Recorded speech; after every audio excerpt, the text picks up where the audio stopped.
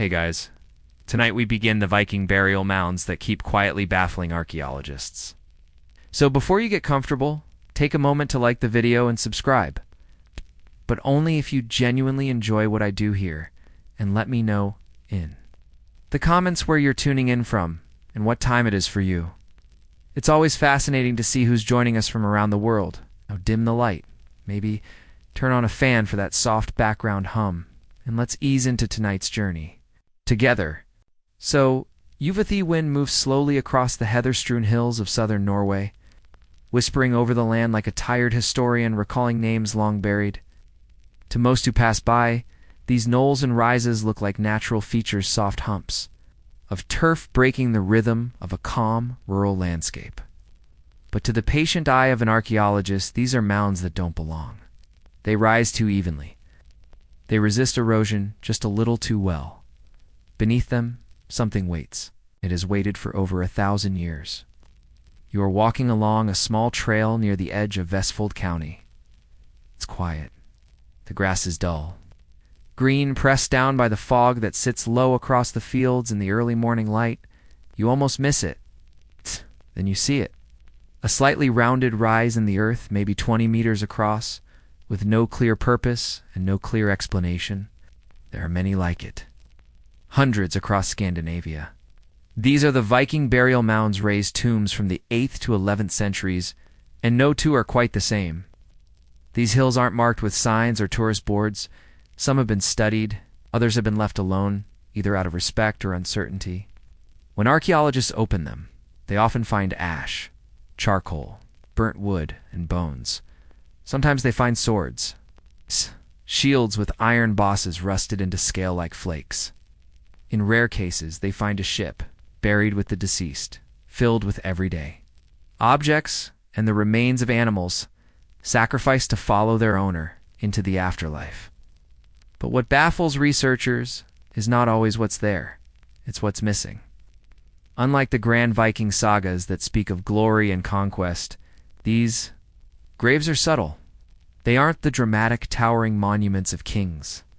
They're small, quiet, almost modest built, not to impress, but to endure. In one mound, a woman's comb was found, carved from antler, its teeth still fine and intact after 1,000 years in soil. In another, a set of cooking utensils, well used and unremarkable. It seems mundane until you realize the deeper puzzle. Why bury such ordinary things with the dead? Why go to such effort for lives that appear, at least archaeologically, unremarkable? And then there are the burials that offer no human remains at all. This is where things start to grow strange, not in a sensational way, but in a deeply puzzling, maddeningly unsolvable manner. Some mounds, opened with delicate care and patience, reveal what appear to be fully furnished ship graves' wooden beams. Tools and ceremonial goods, but with no trace of a body, not a single bone, not a tooth, not even the shadow of decay. The soil is tested for phosphorus and nitrogen, markers of decomposed organic matter. But sometimes it yields nothing.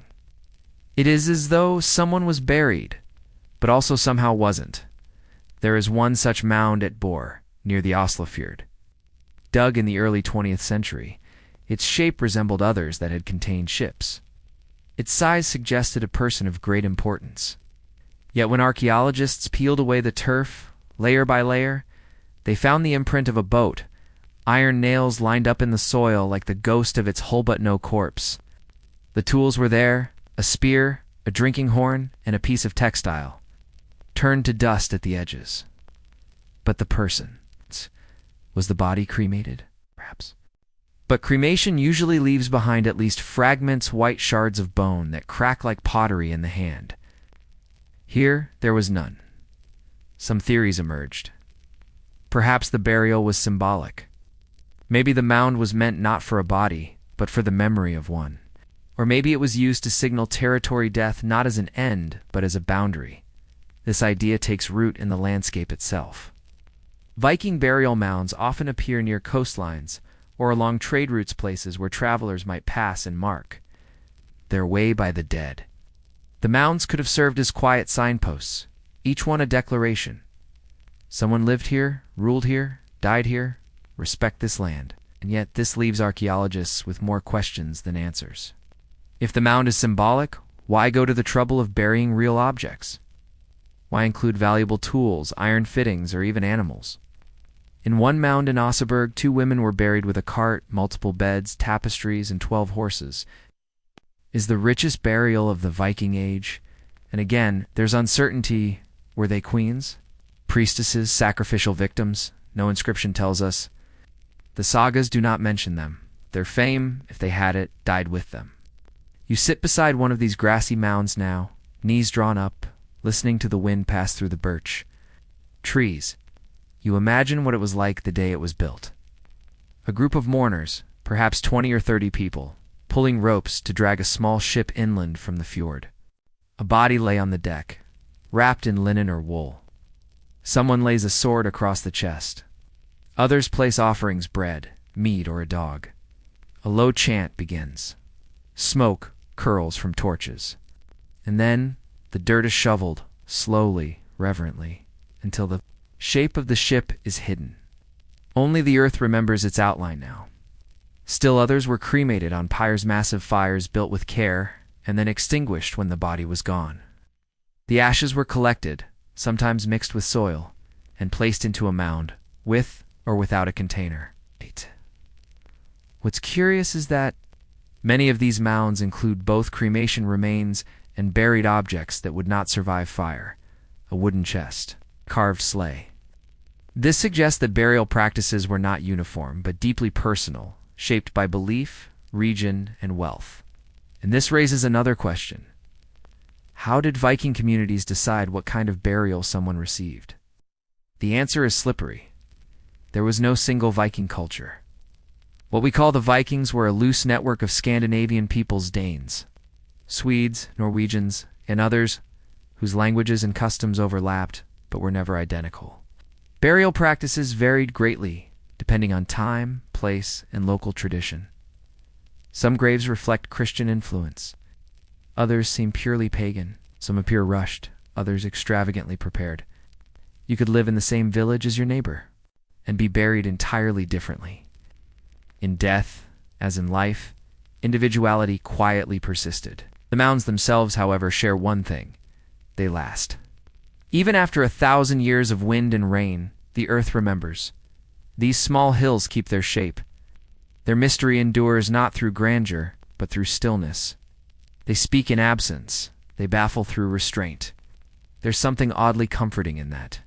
These mounds tell a story, not just of the dead, but of the living, of the people who built them, who mourned, who made decisions that now leave archaeologists scratching their heads. They whisper of a culture that saw death not only as a departure, but as a continued presence in the land, presence that doesn't shout but quietly lingers. And so you sit a little longer by the mound. The fog lifts a bit, revealing more gentle bumps across the field. You hadn't noticed them before, but now they seem to be everywhere. You wonder how many people have been buried here. Many stories lie under the grass, untold and waiting, or curiously still.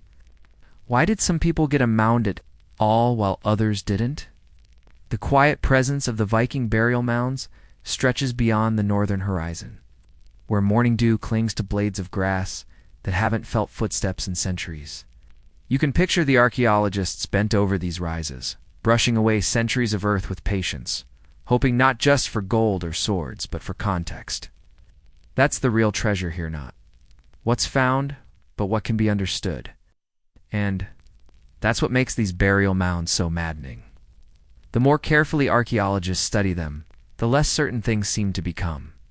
The mystery isn't simply what's inside, but how wildly what's inside can vary from mound to mound.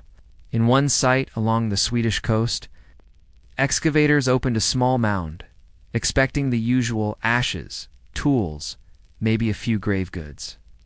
Instead, they found a nearly intact horse skeleton buried alone. There was no sign of a human occupant, no cremated, remains, no weapons, and no treasures. Just the horse, curled as if asleep. The earth around it was undisturbed, suggesting it had been placed there with care. The bones were clean, whole, clearly intentional, but why bury a horse? Was it a sacrifice? A spiritual companion meant to serve the dead in the afterlife? Perhaps something more symbolic, a stand-in for someone who could not be buried? Some researchers propose that in rare cases, the horse was the grave. Not just an offering, but the honored entity itself. But this opens more doors than it closes. If a horse could be buried like a chieftain, who decides that? And what does it say about how Vikings understood life and death? Another layer of confusion comes from how some mounds have been reused. In Denmark, archaeologists uncovered a burial mound that had been opened, altered, and resealed not once, but at least 3 times over 2 centuries. The first burial was a cremation, the ashes laid carefully alongside a broken spearhead. Decades later, another body was inserted, this one unburned, but accompanied by a small wooden box filled with jewelry. And still later, a third insertion, child's bones and nothing else. This wasn't an act of grave robbing. Nothing was stolen, and the insertions were done with great care. It seems the mound became a kind of sacred site, not a sealed tomb, but an evolving monument. A place for generations to lay their dead, each adding a new thread to the tapestry. Some modern archaeologists now believe the mounds served not only the dead, but also the living. They were not simply final resting places, but places of memory, earthly altars, where the past could be honored, accessed, or even amended. There, visibility on the landscape made them focal points for gatherings. Oral traditions may have been recited there. Offerings may have continued long after burial. In this sense, the dead were not absent, but always nearby, watching. Deepens the central mystery. Why is there so little consistency? Some mounds are ship burials like those found at Gokstad and Oseberg, where entire vessels were hauled ashore and buried with great ceremony. Others contain no ship at all. Some graves hold tools and weapons. Others have combs and cooking pots, include animal remains. Others do not. The presence or absence of certain grave goods doesn't always align with the presumed wealth or status of the deceased. For a long time, scholars assumed that larger mounds indicated higher status, but recent findings complicate this. A small, unassuming mound in Norway barely waist-high was found to contain gold rings and silk, fragments imported from the Byzantine Empire. Meanwhile, larger mounds often contain almost nothing of value. This suggests a disconnect between what we assume mattered and what actually did. The Vikings may not have used burial as a way to show off wealth. Instead, the focus may have been on ritual, on symbolism, on remembering in a specific, culturally encoded way that we now struggle to interpret. And that brings us to the most perplexing element of all, the mounds with no human remains whatsoever. By now, you've probably imagined many reasons why a body might not be present. Cremation, looting, decay. What if there simply wasn't a body in the first place? These are known in the archaeological literature as cenotaphs, memorial graves, built not for a body, but for the idea of a person. Perhaps they died far away and couldn't be returned. Perhaps their body was lost at sea. Perhaps, in some cases, the burial was intended to represent something entirely abstract, an event, a turning point, or even a sacred oath. One fascinating theory suggests that some mounds were created as part of oath-making rituals. In Viking legal tradition, the landscape itself often played a role in agreements.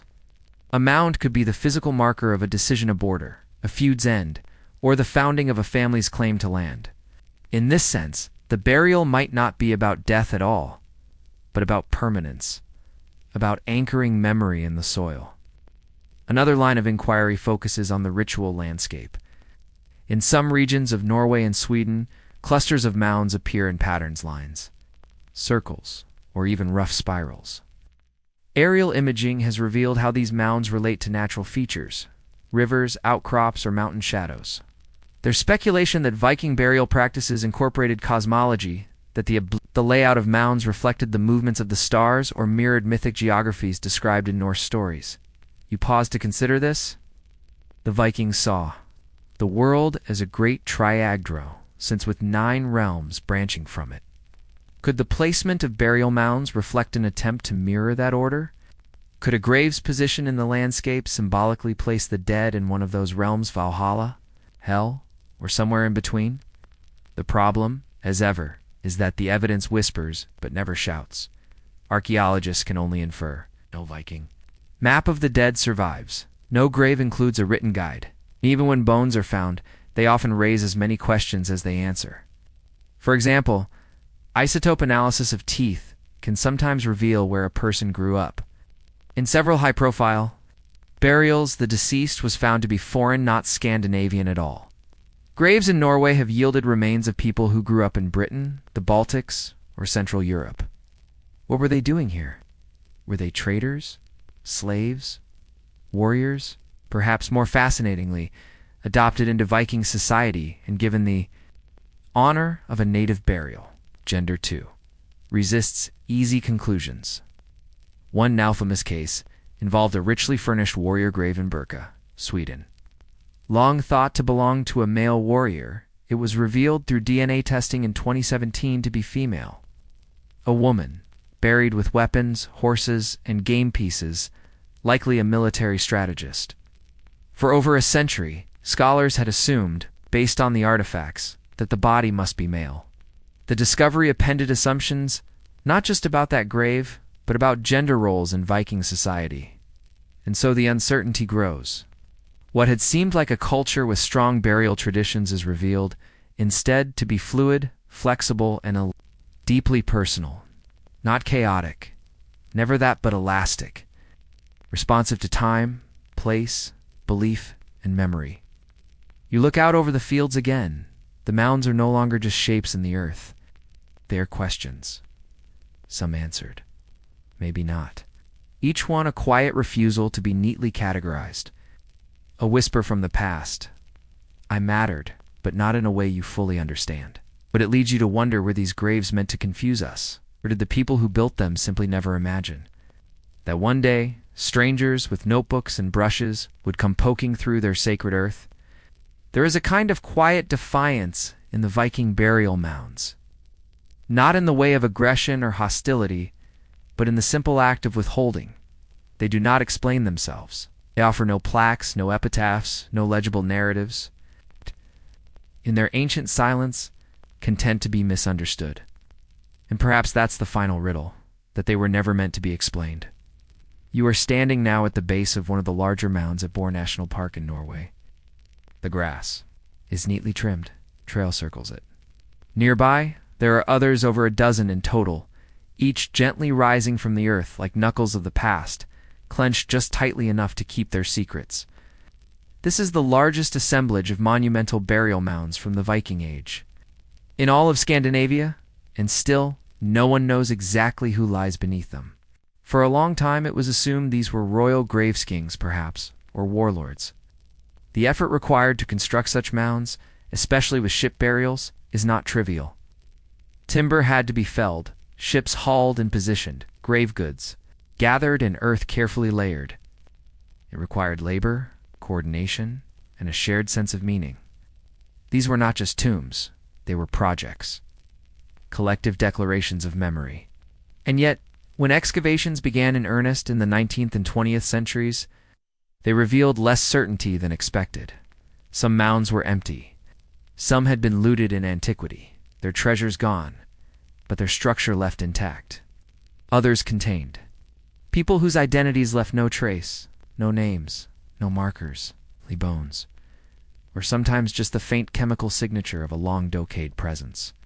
This is perhaps the most haunting discovery of all, that even those given the most monumental burials, those honored with ships, horses, and gold, are now completely unknown. Not just forgotten, but unknowable. You begin to feel the enormity of it. These were lives once full of purpose and community. They stood on their ships. They rode across valleys.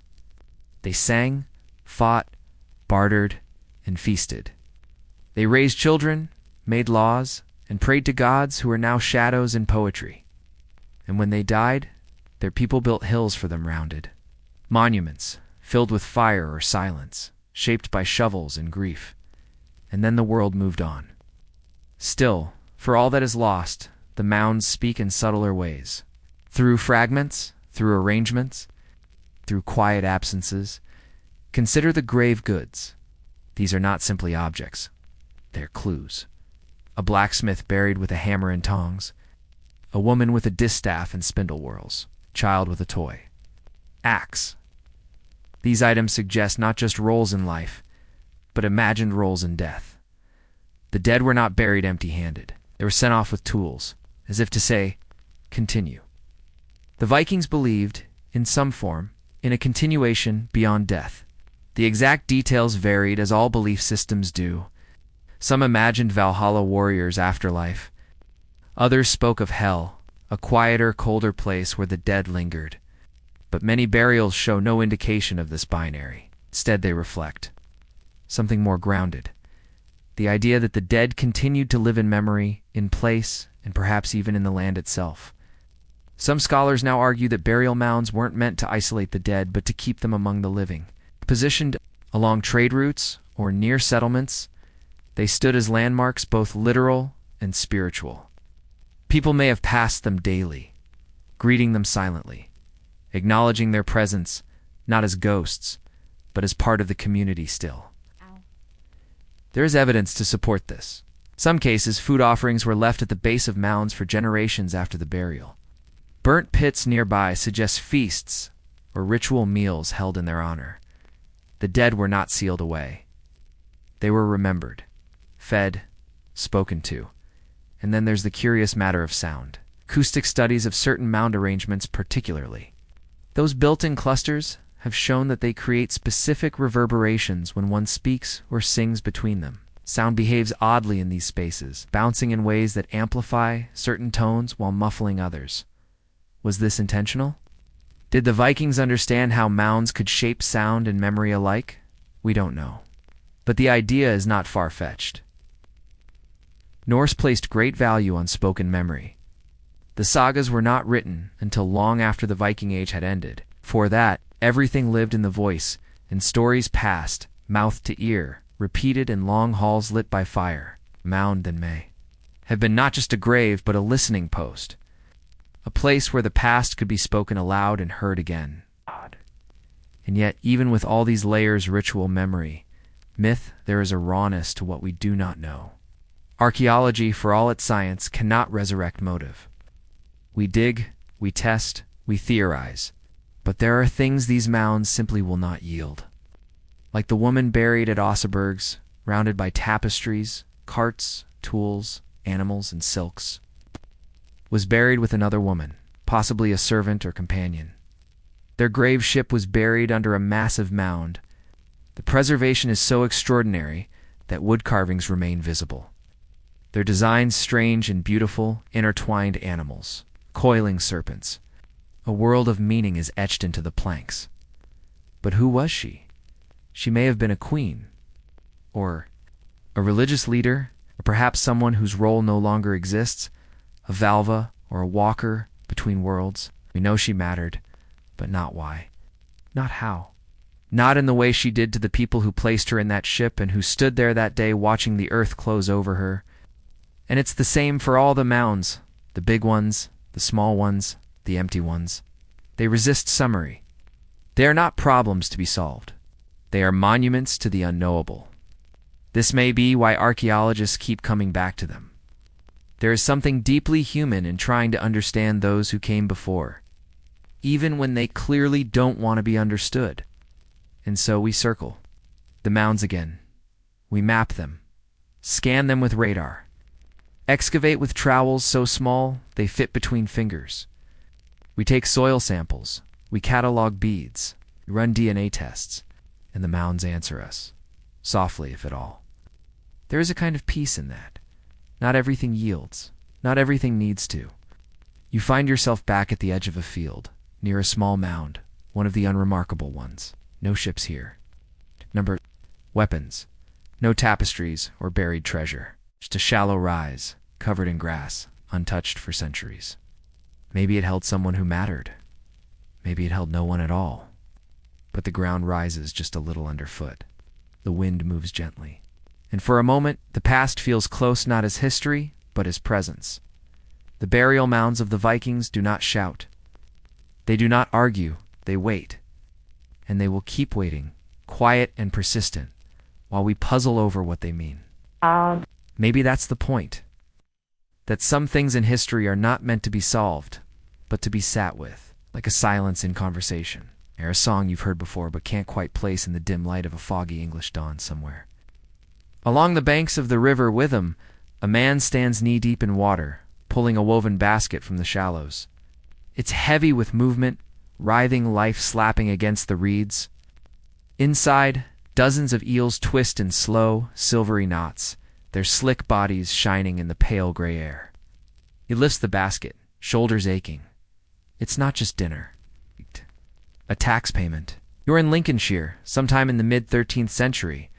The year doesn't much matter, neither does the man's name. What matters is that he owes the local lord 75 eels by Michaelmas. Not coin, not grain, chickens or wool, eels. Live fresh and counted carefully. If it seems strange to you now, it would not have seemed so to him. In medieval England, eels were currency legal tender accepted in manorial rolls and tallied, with the same formality as silver shillings. For hundreds of years, especially across the watery lowlands of East Anglia and the fens, villagers fulfilled their dues not with metal, but with fish. Long, boneless, wriggling fish. It is both more ordinary and more strange than you think. The system of eel rents documented as early as the 9th century and persisting. Well into the 14th was part of the unspoken infrastructure of medieval life. While kings quarreled and crusaders marched, local economies carried on in the background, quiet as the flow of a silted river. Manor rolls survive that list thousands of eels rendered annually to abbots, bishops, and feudal lords. One record from Ely Abbey in 1130 details a single year's receipt, over 26,000 eels. Gathered from tenants across the region, you might pause here, try to imagine what 26,000 eels look like. It's not just a quantity, it's an operation. Baskets had to be woven. Eels trapped, sorted, and transported. Some were smoked or salted. Others were kept alive in watertight barrels, to be sent by boat downriver to London, or across the channel to French monasteries, and the people responsible. Ordinary villagers, men and women who owed part of their labor not in hours, but in harvests of eels. Their local economy was not built on coin, but on movement. A movement slippery, seasonal, and difficult to control, which of course made it perfect for taxation. The church and the crown both understood the eel's value in the fens, a broad wetland region of southeastern England. Eels thrived in the shallow ditches, peat channels, and quiet estuaries. They migrated in the spring and again in the fall, responding to the pull of the moon and the scent of distant seawater. Villagers learned to trap them using eelware structures. It's built from woven branches or stone barriers that funneled eels into holding pens. It was a method passed down through generations, refined with subtlety and timed with patience. And because these eels could be preserved, smoked, or salted, they held value over time, made them, in a pre-coin economy, trustworthy. Eels could be stored, traded, and tallied. They were countable, storable, transportable. In some areas, cords survive listing dues, not just in eels, but in sticks of eels, a measurement equal to 25 fish, bundled and tied. These sticks were bound with straw or twine stacked in cool sheds, or floated in holding ponds until collected by the lord's reeve. The reeve, a kind of local manager, had the unenviable job of ensuring that every tenant delivered what was owed. He walked between farms with a ledger of parchment tucked beneath one arm, peering into baskets and barrels, making notes with ink and goose quill. It wasn't glamorous, but it was precise. And here, in this quiet world of fish-based finance, you begin to sense something deeper, a rhythm to medieval life that rarely makes it into the grand narratives. Rhythm of seasonal labor, local obligation, and natural cycles. It was not heroic, it was not dramatic, but it was what life was. Made of, what did these taxes do? Where did all the eels go? Many were sent to religious houses, priories, and cathedrals, where they were consumed during fasting seasons. Monastic rules forbade the eating of meat on many days of the year, but fish was permitted. Eels, rich in fat and easy to store, were a staple of the monastic diet. A well-stocked abbey cellar might contain hundreds of barrels of eel, packed in brine, or hung in smoked coils like ropes. Other eels made their way to royal courts. We have a record of King Henry I, who reigned from 1100 to 1135, enjoying eel pie and eel stews. In one year, the city of Gloucester paid its tax obligation not in silver, but with 60,000 eels. It is difficult now to trace where they all ended up, but they likely fed clerks, cooks, nobles, and even foreign diplomats. The eel, then, was not just a food. It was a bridge between village and manor, abbey and court, river and king. And yet, for all its importance, the eel was never central. It existed on the edges of written history mentioned in tax records, and manorial rolls, but rarely in chronicles or letters. This was the fate of many elements of everyday life in the Middle Ages, important but uncelebrated, necessary but never noble. You begin to see why these histories are so easy to forget. They are not about battles or betrayals, but about trade and habit. About a woman crouched by the river at dusk, checking a line of traps. About a boy carrying a stick of eels to the Reeves house, careful not to spill them. About the men who built eel weirs with patient hands, watching the moon and the tide. There is, in these forgotten routines, a kind of resilience, quiet negotiation with the world. And perhaps most curiously, there is the question of how this economy eventually disappeared. Because today, you do not pay your taxes in eels, and you probably haven't eaten one. They are scarce now, and their migration routes are disrupted by dams and pollution. The vast eel rents of medieval England faded slowly as coinage became more reliable and centralized. By the 15th century, eel payments were rare. By the 16th, they were mostly gone, but not completely. One final echo survives in records, from 1884.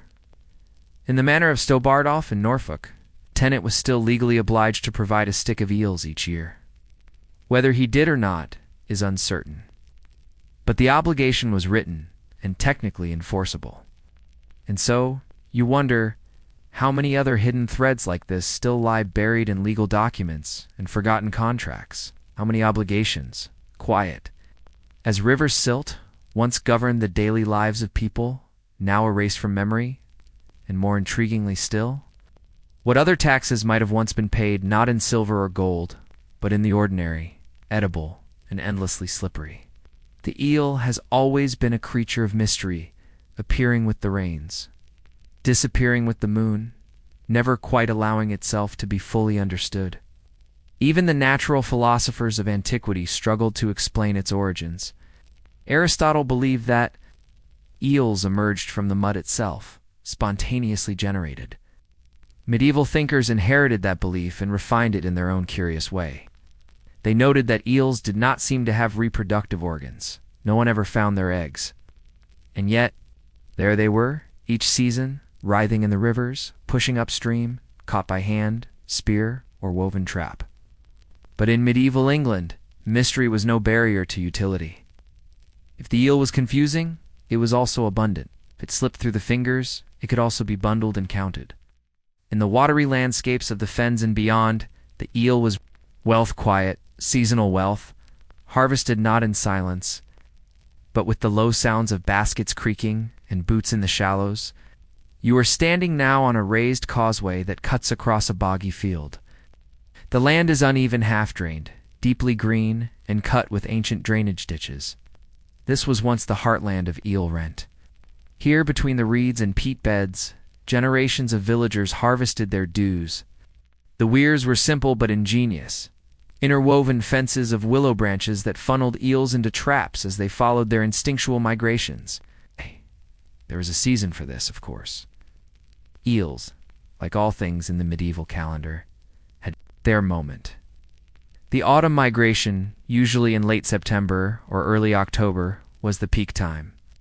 By Michaelmas, September 29th, eel dues were expected. Timing wasn't arbitrary. Michaelmas marked one of the quarter days of the medieval financial and legal year, when rents were collected, agreements renewed, and taxes rendered. What eels, being creatures of will, didn't always cooperate. In years when the eel migration was poor, villagers had to work harder checking more traps. staying longer in the cold water and traveling farther downriver. A poor eel harvest didn't mean the tax was forgiven. Obligations were fixed regardless of the season. This made eel rent not just a curious historical footnote, but a real pressure part of the unglamorous struggle to survive the medieval year. There is a certain poetic unfairness in that. To owe your lord something you could not quite control, the river had to give, the moon had to pull, and if it didn't, you still had to pay. The reeve, meanwhile, had his own burdens. Each manor had its own accounting system. It's often preserved in what's known as a pipe, rolled named after the rolled parchment that resembled a pipe when stored. These rolls were meticulous. They record the number of eels owed by each tenant broken into precise units: sticks, hundreds, and barrels. A stick was 25 eels. A bind was 10 sticks. A last was often 10 binds, a total of 2,500 eels. These units weren't arbitrary. They were used to manage expectations, storage, and transport. Some manors employed eel countersmen, whose entire job for a few days each year was to sort, count, and record eels as they were delivered. It sounds tedious, and it was, but it was also important. These eels were not consumed locally. Many were destined for trade. Indeed, eel rent reveals something easily forgotten: the deep interconnectedness of medieval economies.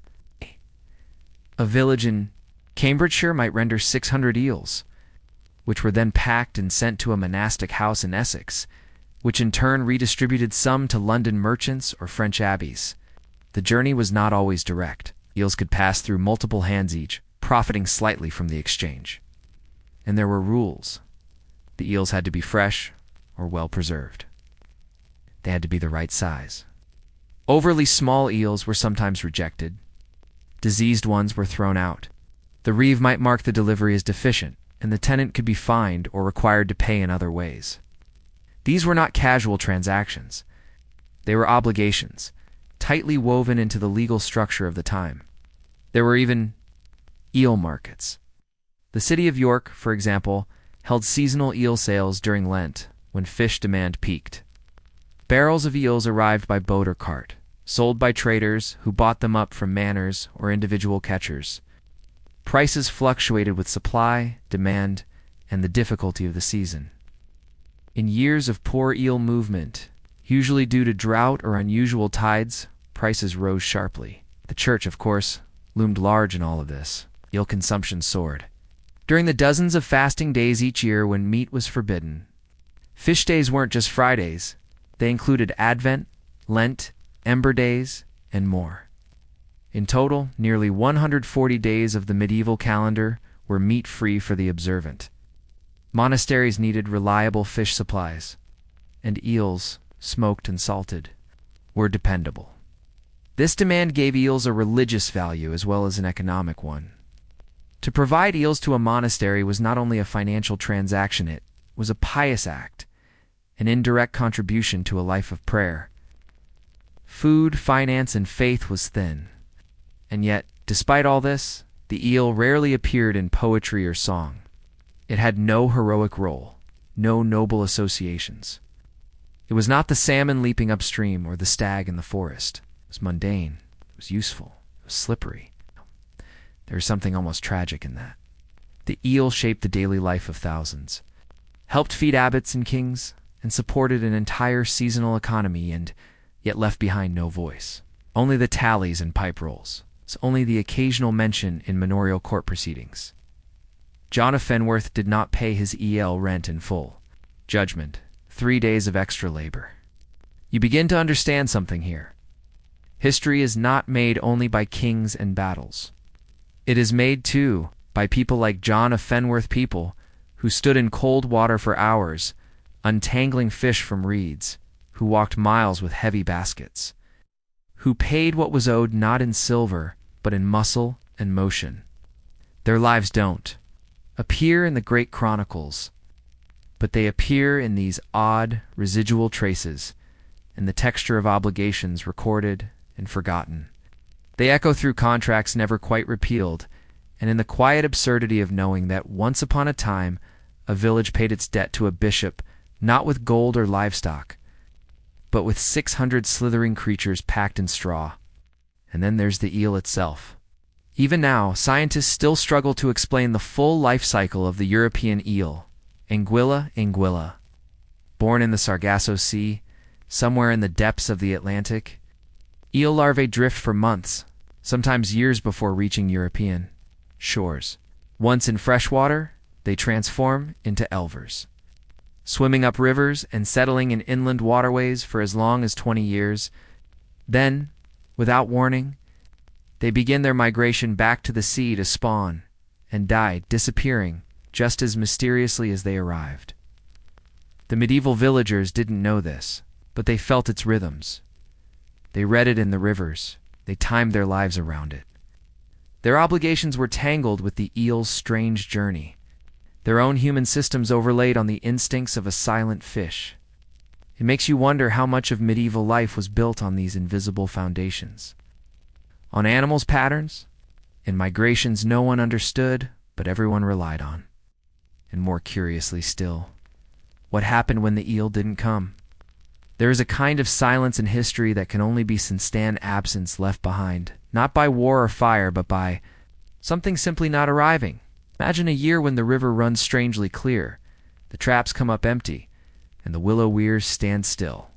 The villagers wade in and wait. The harvest moon hangs over the fens, but the eels do not come. In the medieval world, such quietness wasn't just disappointing, it was dangerous. Because while the eel was slippery, the taxman was not. Rents were due, obligations fixed. And if a lord was expecting 1,000 eels from his manorial tenants, it mattered little whether they came in bundles of fish or not. In a world before crop insurance or agricultural subsidies, scarcity didn't inspire mercy. It demanded payment one way or another. And the historical records speak to this, if you know where to listen. A 13th century pipe roll from Ely lists a note beside one village, due to poor eel passage, payment rendered in scythes and cartloads of turf. Another record from Worcestershire notes, tenant short of eels. Paid in kind, 1 piglet, 1 day's ditch work, and 4 flagstones. These substitutions weren't always equitable. Piglet might be worth far more than a bundle of eels. But in times of desperation, peasants traded what they had, labor, tools, even furniture. There were occasional appeals. A village reeve might travel several miles to a monastic court, scroll in hand, explaining the shortage. He might present witnesses, the eel catchers themselves, who would swear before the priest that they had done all they could. Sometimes the abbot might offer clemency. There are times the debt was simply deferred. But deferred wasn't forgiven. Deferred meant next year's eels would have to make up for 2. This created tension. Not dramatic rebellion necessarily, but the slow kind of resentment that builds between communities and institutions. The kind where a village begins to think of the abbey not as a spiritual home, but as a distant, unyielding creditor. And in turn the abbey writes in its margins, tenants of West Fen, unreliable. Consider replacement. Still, life went on. One way or another, people adapted. In some regions, eels were bred or trapped in managed ponds, small artificial fisheries, known as stews or vivaria. These were expensive to maintain, but they offered a kind of insurance. Lords with the foresight and land to invest in such systems could depend on a more stable eel supply, particularly for monastic houses that required regular deliveries, to maintain their diets through the leaner religious seasons. For the ordinary peasant, though, options were more limited. Some turned to barter, in extra days, plowing in place of eel rent. Others might split their obligations across families, banding together to deliver what the river had not. It wasn't unusual for a household to take on eel rent from a neighboring widow in exchange for milk, wool, or labor. These arrangements were informal, unrecorded, but they stitched the fabric of the village closer. What's perhaps most remarkable is how long this eel economy endured, even into the 14th and early 15th centuries, well after other forms of taxation came standardized and coineal rent continued in some places, not as a novelty, but as a routine. It outlasted the Black Death, which devastated labor systems. Across England, it outlasted several dynastic changes. Even as towns grew and money economies spread, there were still villages by rivers and fens where families counted their dues in slippery handfuls. Now, the continuity speaks to something deeper, kind of inertia in medieval systems. Something worked. If it met the needs of both peasant and lord, it stayed. There was no bureaucratic pressure to modernize. There's no quarterly review to abolish outdated practices. Attacks on eels might seem ridiculous to later generations, but to those who lived it, it was as natural as harvesting barley or repairing a thatch roof. And perhaps that's what made it so enduring. Still, not everyone understood this arrangement. Foreign visitors to England, especially clerics from Rome, or merchants from the Low Countries would occasionally remark with amusement or confusion on this eel money. One Italian chronicler wrote, "In England, they have a curious custom of weighing their debts in fish." To him, it was provincial, even backward, but he missed the point entirely. Because eel rent wasn't about simplicity or strangeness. It was about local logic. In a watery world with few coins and many fish, the eel was wealth, and taxes were nothing if not a reflection of what people had to give. By the 16th century, though, the eel's role began to slip. Not because of any decision made in a single place, but because of a slow shift in everything: trade, religion, currency, and roads. The Reformation dissolved many monasteries, and with them the clerical appetite for fasting fish. Market towns grew, and coinage became more reliable. Lords who once demanded 1,000 eels now asked for 12 pence. And yet eel rent didn't disappear overnight. In 1577, a manor in Suffolk still listed 2 sticks of eels rendered annually at Whitsuntide. In 1610, a man in the Bedfordshire fens paid 80 eels in lieu of ground rent. Some of these obligations were honorary by then, kept alive by tradition more than necessity. Others were still enforced, stubborn remnants of a previous world. Even today, a few of those obligations technically remain. In the UK, at least one landowner is said to still owe a symbolic eel to the local cathedral each year, an event marked more by ceremony than by taxation. But it's a reminder that the threads of the past never fully vanish. They fray, they grow thin. But they're still there, if you know where to feel for them. So imagine it again, cold autumn morning in the fens. A man in rough wool, his boots muddy, carries a woven basket down to the water's edge. His fingers are numb. The mist curls low over the ditches. The river runs slow and quiet. He checks his trap. There is movement. 3 long shapes, glistening and dark, curl inside. He breathes. It won't be enough. Not today, but it's something. It's a beginning. The river has not forgotten him. The eels have returned. Somewhere on parchment in a nearby manor, house a line will be written: rent received, 1 stick of eels, tenants paid in full. But perhaps the real payment ton recorded unseen is the knowledge that the old rhythms still hold. At least for now. You are standing at the edge of a quiet English estate in the late 1600s. Behind you, the manor sleeps behind climbing ivy and shuttered glass. Ahead of you, a low brick dome rises from a shallow hollow in the earth, almost like a beehive, too, big for bees. It is covered with moss, nearly hidden by time and hedgerows. But beneath this small mound lies something extraordinary, a cavern built entirely for holding winter in place. This is an ice house. And no, it wasn't invented for luxury. It was for milk that wouldn't curdle, butter that wouldn't melt, fish that wouldn't rot. And later, when there was a surplus maybe, even for strawberries in December or cream served cold in a warm drawing room. But it began with nothing more than a hole, dug deep, bricked round, roofed in earth, before the invention of refrigeration, and long before electrical freezers hummed in every kitchen. Cold had to be captured manually, harvested like a crop, and stored away like grain. For centuries quietly, and with almost no fanfare, humans across Europe spent their winters cutting, hauling, and storing ice in underground chambers. The earliest known ice houses in England date back to the 1500s, but the practice reached its peak in the 17th and 18th centuries. And yet, they were rarely written about. These were not things to boast over in travelogues. They weren't even considered particularly fascinating in their own time, just practical, which is exactly why they belong here. An ice house usually began as a pit dug into the side of a slope or into flat ground, often 10 or 12 feet deep. The walls were lined with brick or stone, sometimes double-layered with insulating straw or sawdust between. The shape was usually domed or bottle-shaped, narrower at the top to trap cold air and minimize melting. A small drainage hole at the bottom allowed meltwater to escape, preventing the stored ice from floating in its own warmth. Above ground, a modest roof might be added. Sometimes a wooden hut, sometimes nothing at all. Wealthier estates, the entryway was sealed with a stout wooden door and a short passage that acted as an airlock. And on top of all this, earth, grass, sometimes a small copse of trees for added shade. But all that effort meant little without the ice itself.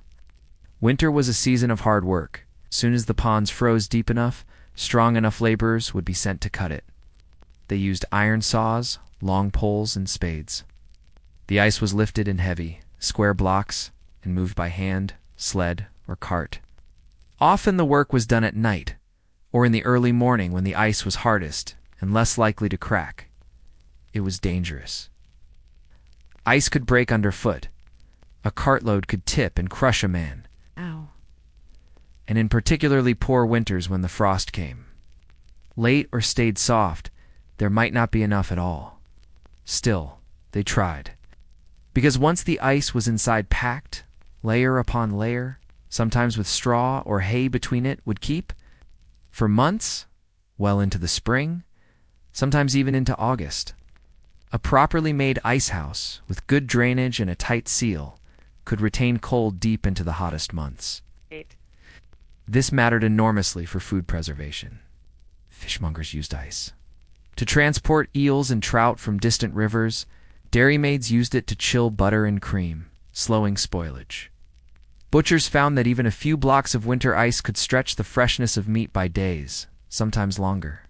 For wealthier households, the ice house also opened a doorway to culinary delight: sherbet, iced drinks, chilled custards. The earliest forms of ice cream made with milk, sugar, fruit, and snowy merged not in grand palaces but in country houses with ice to spare. In 1671, a visitor to the home of Lady Anne Fanshawe described being served icy cream of strawberries at a summer luncheon.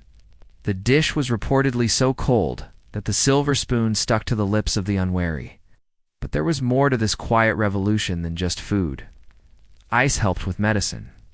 Doctors, particularly in the 18th century, began to recommend cold compresses for swelling and chilled water for fevers. Ice has even found its way into surgery, used to numb pain or reduce inflammation. In London hospitals, when a particularly good frost came, ice was stored in barrels beneath the floorboards, not because they knew the science, but because they had learned by long observation that cold could soothe and slow and save. So while the ice house itself may seem quaint or irrelevant today, in its time, it was a marvel of subtle survival. And yet, no one really celebrated them. The men who cut the ice weren't named in poems. The servants who packed the chambers never left diaries. There are no heroic paintings of a steward guiding horses across a frozen pond to harvest slabs of ice. They were considered too boring to remember, too normal, which makes them perfect for us. By the early 1800s, the idea of cold storage expanded. Ice became a commodity. Norwegian companies began harvesting ice from northern lakes and shipping it south, wrapped in sawdust and canvas.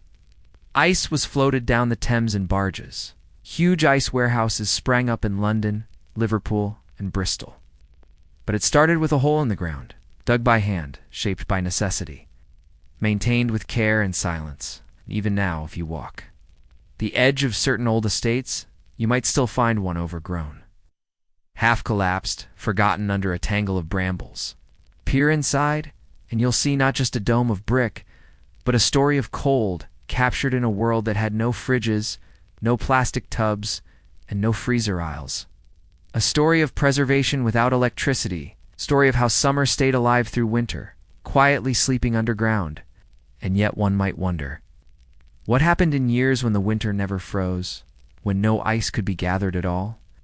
What did these households do then? What unexpected answers might lie in the diaries of housekeepers and cooks, those who adapted, innovated, or quietly panicked when the world stayed too warm?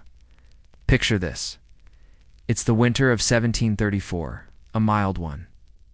No real snow, barely any frost. In the estate towns and rural holdings of England, Denmark, and in northern France, small communities begin to notice something unsettling. The ponds haven't frozen. The streams run freely. There's no hard ice anywhere, not in the woods, not in the shade, not even at night. For most people, this was merely inconvenient. But for those who relied on ice to keep food, medicine, and prestige preserved into the warm months, this was something closer to a crisis. And yet, the servants adapted. This is the quiet part of history that rarely gets told. How cooks and stewards, butlers and maids improvised solutions to keep their households running when nature didn't cooperate. In aristocratic estates with traditional ice houses, a bad winter meant the loss of a full year's cold supply. That could mean spoiled cream by spring, a kitchen that couldn't serve chilled drinks in July, or worse, a butcher's larder full of meat that would need to be eaten far too quickly. In some cases, food was simply salted or smoked more aggressively than usual. Without ice, fishmongers packed trout in crushed salt instead of snow. Beef and lamb were pickled in dense brine. Everything lasted longer but tasted more of the cellar than the field. But clever households turned to substitutes. Some lined their ice houses with blocks of peat soaked in spring water, which could retain cooler temperatures even in mild seasons. Others used deep cellars in combination with charcoal-insulated crates. In especially wealthy homes, the kitchen. Staff might send riders out to distant villages or higher altitudes where ice had formed, hiring carts to bring back what they could, even if it was melting by the time it arrived. This form of long-distance ice hunting grew into something of a sub-economy in Switzerland, Italy, and even parts of Spain. Families developed what they called snow pits, or Navarra's natural or artificial hollows in the mountains, where snow could be collected and compressed into crude ice. Spanish crown employed teams known as hileros, or icemen, who trekked into the Pyrenees to carve and carry heavy blocks of snow wrapped in hay and burlap. In Italy, they went further.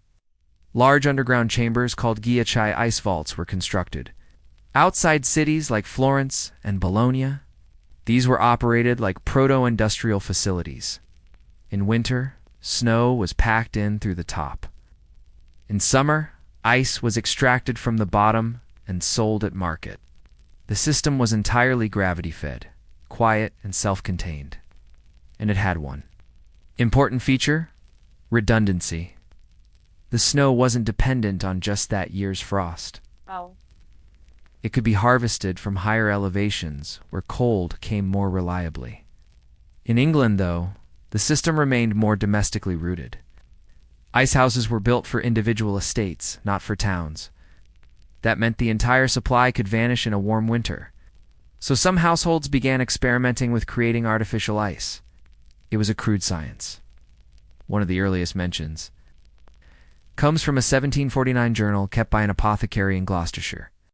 He recorded an experiment where shallow basins of water were placed on a cold stone floor in an unheated room, hoping that evaporation and nighttime temperatures would yield a thin crust of ice. It worked, but the quantities were minuscule. Other attempts focused on using a mixture of water and potassium nitrate saltpeter to simulate freezing effects. This chemical trick had been used in India and the Middle East for centuries to create simple frozen desserts, long before ice. Houses were introduced to Europe. When saltpeter dissolves in water, it absorbs heat, causing the surrounding water to cool rapidly. By embedding a small bowl of milk or fruit puree in a mixture of saltpeter and water, early cooks could create sorbet-like treats even in warm weather. But again, this wasn't enough for storage. It was only good for novelty. A momentary thrill of chill. As global trade expanded, ice scarcity began to feel temporary. By the early 19th century, the American ice trade had taken hold. Ships carrying huge blocks of frozen lake ice from New England were making their way to British ports. The ice was sawn in winter from lakes like Walden Pond and shipped with incredible care, packed tightly in sawdust inside specially insulated holds. Much of it survived the journey intact. By the 1840s, Boston was exporting over 50,000 tons of ice per year, and London was buying a good portion of it. Suddenly, bad winters didn't matter so much, at least for the elite. But not every household could afford imported ice, and the traditional ice houses, now aging, still depended on the whims of nature. This is why the historical records begin to show a slow decline in their usefulness. Stewart account books from the 1820s reveal shrinking expenditures for icehouse maintenance. A few households converted their storage into wine cellars or mushroom-growing chambers. Others simply let them collapse under their own weight. What had once been vital structures quietly became overgrown and forgotten. The remnants remained. Can still find ice houses today? There are hundreds in Britain alone, tucked into estate grounds behind manor kitchens and beside ornamental lakes. In Germany, they are called Eiskeller ice cellars and often lie at the edge of village boundaries, accessible only by footpath. In Iran and parts of Afghanistan, massive domed Yakshulzankin precursors to the icehouse still stand, some more than 1,000 years old. These remarkable structures used a combination of evaporative cooling and subterranean storage to preserve ice in desert heat. But by the late 1800s, ice houses across most of Europe had fallen out of daily use. Mechanical refrigeration was on the rise. Railroads could bring ice from higher altitudes. Electric compressors and ammonia-based cooling systems were being patented. Cold had become mechanized.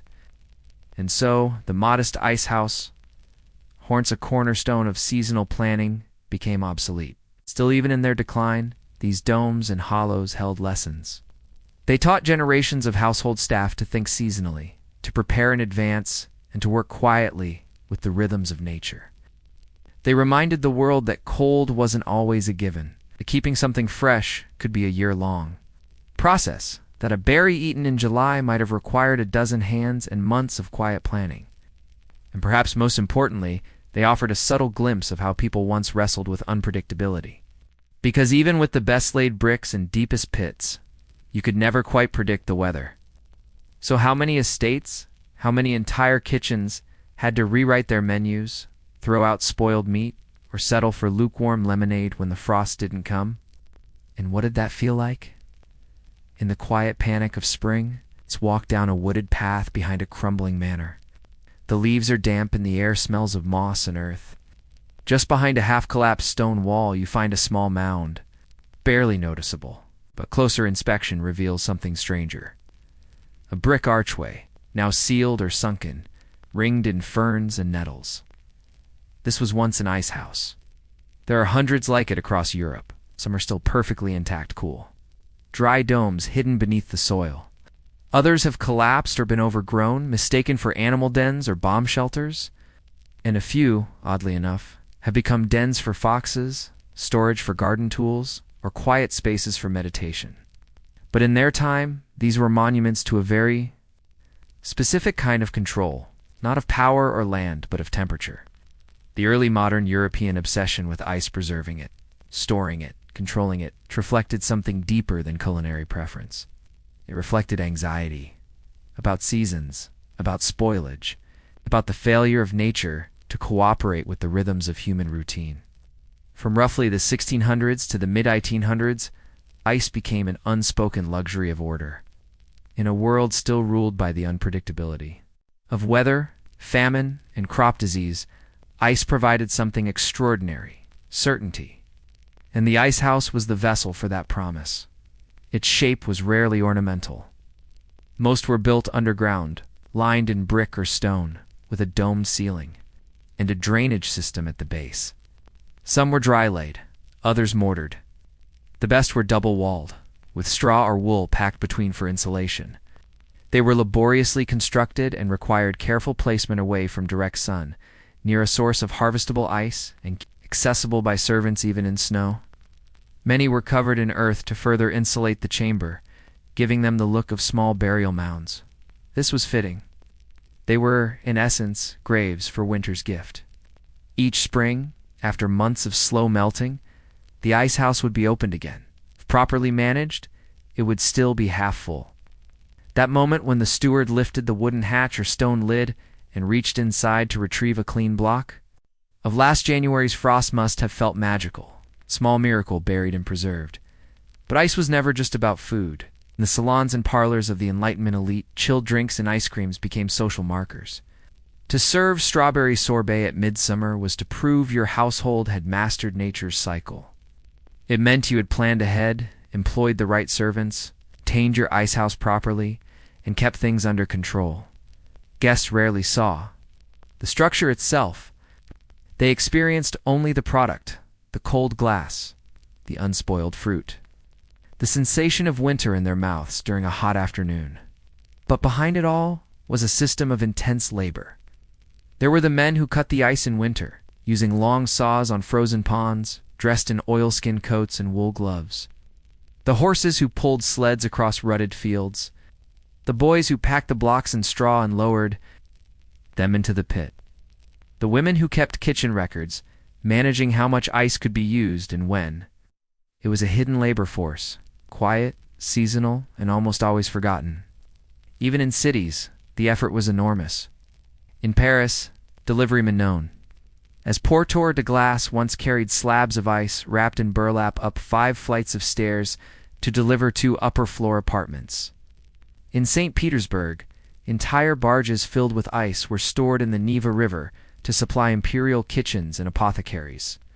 In Istanbul, the Ottoman court kept snowmen on retainer specialists who stored highland snow in mountain pits and transported it by mule in wooden chests sealed with felt and beeswax.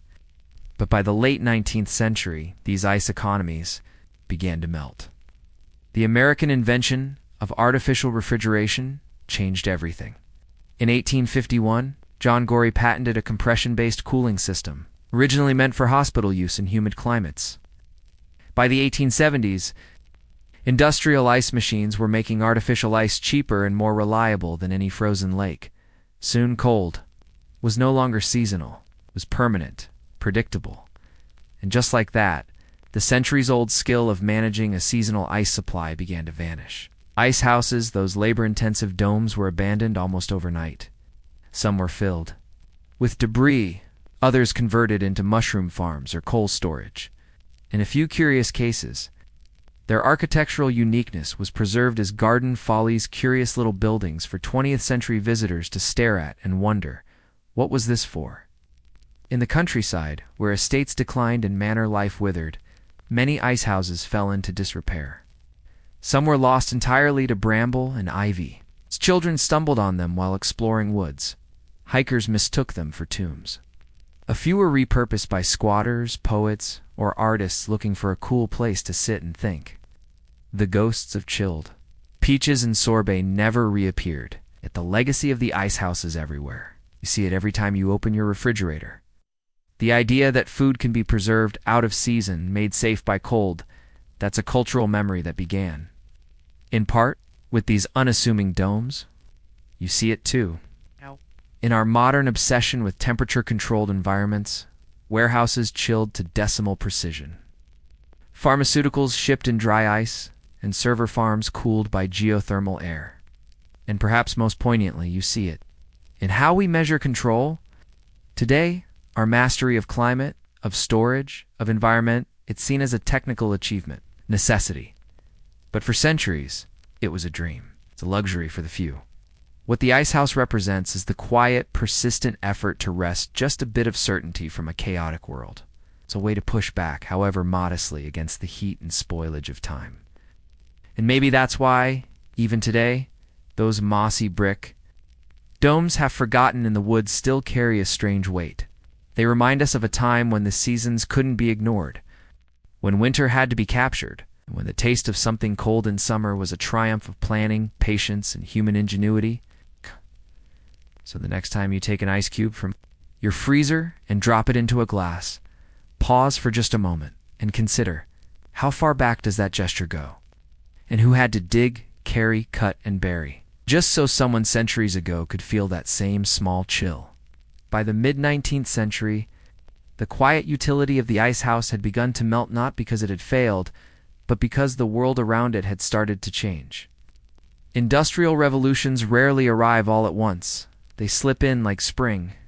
First a new idea, then a machine, then a habit, and then suddenly everything that came before feels too slow, too seasonal, and too easily forgotten.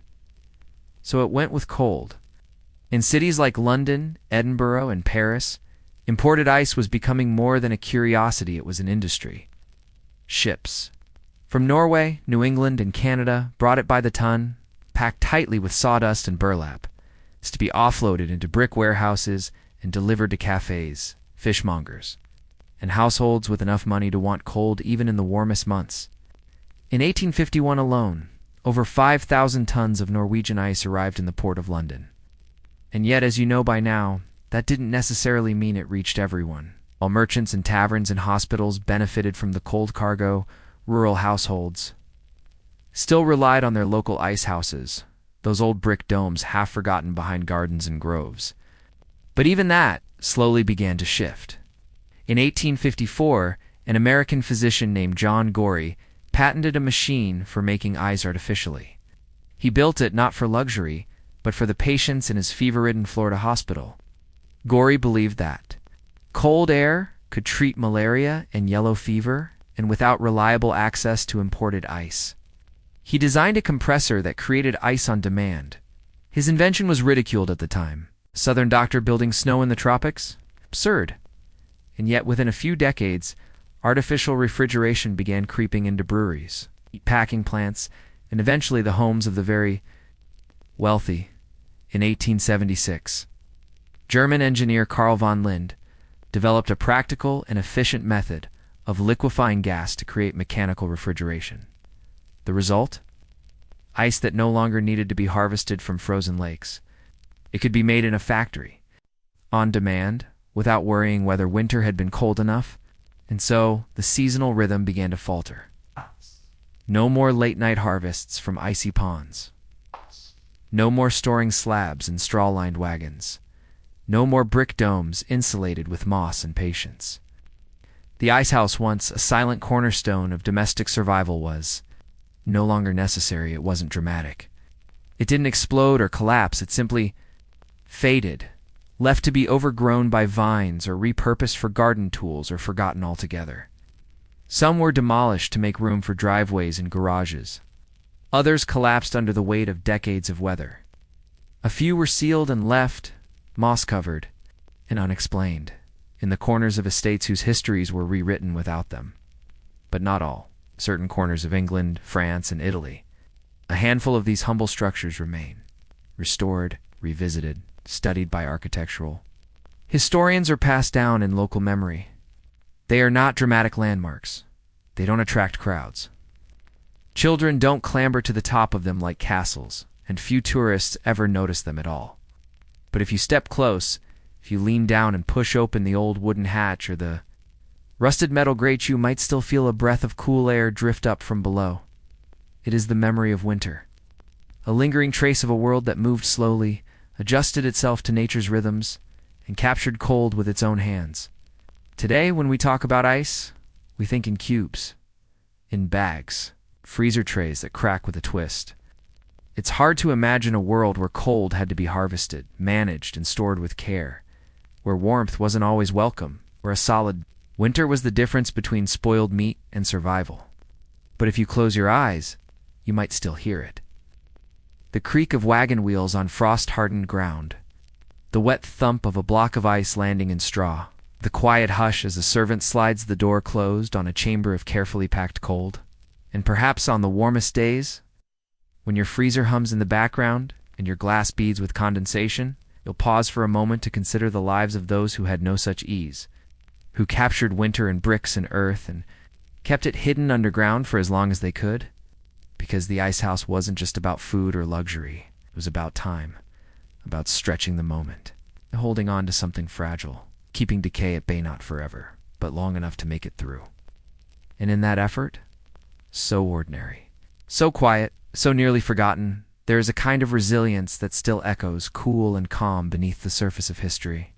You are in a dim workshop, its walls lined with brass instruments, coils of wire, and small, perfectly round boxes that close with a click. The air smells faintly of oil and solder. Outside, the harbor groans with the low creak of ships. There, masts nodding in time with the tide. But in here, it is quiet. You are with a man whose name will not be remembered, but whose craft will change everything. He is not a sailor. He has never been to sea, but he holds the sea in his hands. He is a compass maker. Before the age of satellites, long before sextants and chronometers, even before the widespread use of charts, there was the compass, not always trusted, not always understood, but vital. Its needle, delicate and relentless, always pointing somewhere not to the North Star itself, but to an invisible, magnetic truth that lurked beneath mountains, under oceans, and inside the earth itself. And the compass maker, working with soft fingers and steady breath, was the quiet architect of this unseen order. The story of navigation is often told through bold voyages and great explorers, Magellan, Columbus, Zheng He, and Cook. But behind every one of them was someone who never left the shoreline, someone who tuned a magnetized needle, encased it in brass, and made it trustworthy enough for others to risk their lives upon.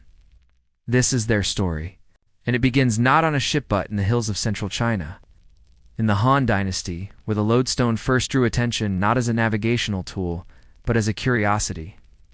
A lodestone is a naturally magnetized piece of the mineral magnetite. When floated on a piece of wood or suspended by a thread, it points in a consistent direction. Ancient Chinese scholars noticed this by the 2nd century BCE, but used it more for fortune-telling than for navigation. It wasn't until the Song Dynasty, many centuries later, that this strange rock began to be understood as a practical instrument. Chinese mariners developed a device called the south-pointing spoon, a magnetic instrument mounted on a smooth bronze plate. It was a beginning not of certainty, but of consistency. Consistency is often the root of all science. By the 11th century, compass use among navigators in China was becoming common, especially along the coast and major rivers. But it remained shrouded in mystery. Sailors used it, but few understood why it worked. That mystery would follow the compass westward. By the 13th century, Arab and Persian sailors were using compasses at sea. They were practical men, focused on the winds, currents, and moods of the water. The compass, when it appeared, was quickly adapted to suit their needs, simple, portable, and often consisting of a floating needle and a bowl of water. The Mediterranean seafarers, Venetians, Genoese, and Catalans took notice. By the time the great age of European exploration began in the 15th century, the magnetic compass had become a standard tool aboard ships. It was not yet precise. The needle wandered. Local deviations confused it. Well, and there was no such thing as magnetic declination correction yet, but it was better than guessing. And so, in the dim workshops of Venice, Lisbon, and London, the compass makers quietly began their work. They were not explorers. They were craftsmen. And their tools were not sails and ropes, but lodestone, brass, glass, oil, and patience. To make a compass, the maker had to first magnetize a needle. This required a lodestone, or later, a stronger artificial magnet. The needle was then balanced carefully so that it would pivot smoothly. Some were floated on water, others rested. On fine points of bone or metal, the housing was then assembled, often a wooden box or a brass case, sometimes with a sighting device for use as a bearing compass. The card, a flat disc, marked with the directions, had to be hand-painted or engraved.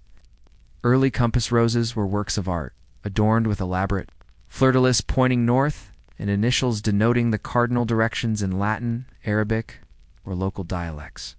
And then came the oil. To prevent the needle from bouncing or corroding, many compass makers sealed the housing with a light mineral oil, suspending the needle in a smooth medium that would respond gently to motion, especially important on the heaving deck of a ship.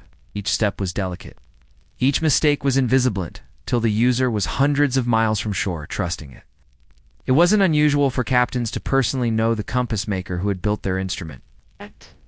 A good compass maker was guarded like a family physician's, whose skill might mean the difference between finding land or circling endlessly into fog. And yet, their names rarely survive. They did not write treatises or get statues or titles. They were anonymous engineers of faith, because that is what the compass required. Faith that this small trembling needle knew something you did not. Faith that the invisible force it followed was true, even when the stars were hidden. Faith that land might be ahead even when all you saw was water. It's worth remembering that for many sailors in the 15th and 16th centuries, the ocean was not a vast charted grid. It was a void, a devouring uncertainty. And the compass was not an answer, was a suggestion. And yet slowly, with each voyage, with each correction and calibration, the compass helped chip away at the unknown. Mapmakers began to rely on it, noting bearings and directions with more precision. Portolan charts emerged, carefully drawn coastal maps annotated with compass roses and rum lines. These lines, radiating from multiple compass points, helped navigators plot courses not by landmarks, but by direction. The compass maker, still working in his small shop, never saw these maps. But his work was on every page, and over time, something remarkable happened. The oceans, once mysterious and feared, began to become familiar. Not entirely known, but nameable. And the quiet men and women who made the instruments that pointed through fog and fear had helped to do it. But even as the compass grew in sophistication, it remained partly misunderstood. Why did the needle point north? Why did it change slightly over time? Why did some places make the compass behave erratically? These questions puzzled even the greatest minds. As late as the 17th century, Isaac Newton and Edmund Halley debated the cause of magnetic variation. Some thought the Earth had an iron core. Others suspected celestial forces. Still others believed in subterranean magnetic mountains. And through all this speculation, the compass maker kept working. Tuning, balancing, refining, creating tools not based on understanding, but on observation and discipline. Theirs was not a science of theory, but of repetition. And slowly, by tuning their craft to the behavior of the needle, they created instruments of extraordinary reliability. And so, the question lingers, like a faint vibration in the needle itself. How did these silent craftsmen working without modern physics, without global positioning, without even full maps manage to create tools that change the shape of the world? You are aboard a ship, now not a grand galleon or a famous man of war, but a modest merchant vessel. It creaks under its load. Barrels of dried cod, bales of wool, salted hides, glass beads, and bolts of cloth. The crew moves without urgency. The wind is steady but soft. The ocean stretches on all sides, and the sky is gray with that quiet, uniform light that seems to hum with sleep. Somewhere below deck, among the stores and hammocks, there is a small wooden chest. Inside is a compass. It doesn't look remarkable. It's not gilded or adorned with symbols, but it is trustworthy. It has been tested by years at sea. Its needle settles quickly, and it holds fast. It was made by a man in Bristol, or perhaps in Cadiz, or maybe Amsterdam. No one remembers exactly anymore, only that it works and that it once saved the ship from grounding on a reef during a fog-bound journey to the Faroes. It's one of dozens, hundreds of such compasses, quietly shaping the paths of ships, the spread of goods, the flow of knowledge, and the course of empire. But it's not just the compass itself that tells the story. It's what the compass made possible: mapping. Not the broad, formal cartography of royal surveys and grand atlases, but the secret ship-by-ship mapping that happened quietly. Voyage by voyage, in salt-stained notebooks and captains' journals. You see, most official maps of the early modern period were out of date by the time they were printed. They were beautiful, certainly elaborate, colorful, filled with sea monsters and elegant lettering. But they were aspirational more than accurate. The real maps were kept hidden. Each captain had his own collection of sailing directions, soundings, and notes on hidden shoals, currents, and wind patterns. These weren't maps in the decorative sense, but working documents scribbled in charcoal, ink, or scratched into wax tablets. A captain might note, "Steer west-southwest for 6 hours after passing the stone island shaped like a thumb, then turn due south when the water turns green." A submerged rock lies to cables east of the tall pines seen from the western point. These kinds of instructions had existed long before compasses, especially in Norse and Arab traditions. But with the arrival of the compass, something changed. Now, instead of relying solely on landmarks and visual clues, mariners could log precise bearings. They could describe directions even in the open sea. After Cape Verde, steer 237 degrees by compass for 3 days, then adjust for westward current. This was a revelation, and it turned every voyage into an active data collection. Every helmsman, watching the compass needle shift, became an observer of magnetic truth. Every time the compass was consulted, a small moment of precision entered, the hazy world of waves and wind, and so, over decades, an informal network of knowledge began to grow. Merchant captains passed their private charts to apprentices. Smugglers shared clandestine routes. Fishermen swapped notes on currents and drift. Some even marked their compasses with subtle, secret notches, personal bearings only they understood. In this way, a quiet revolution unfolded. The world was being measured, not officially, not publicly, but practically. Some of these records were eventually gathered by navigational schools, especially in Portugal and Spain, where the Casa da India and the Casa da Contratación tried to centralize maritime knowledge. But even then, much remained unspoken. It wasn't just secrecy, it was habit. These were working sailors. They trusted what they had seen, not what a university man had written. And they trusted their compass makers, whose names might be carved on the base of the instrument or not at all.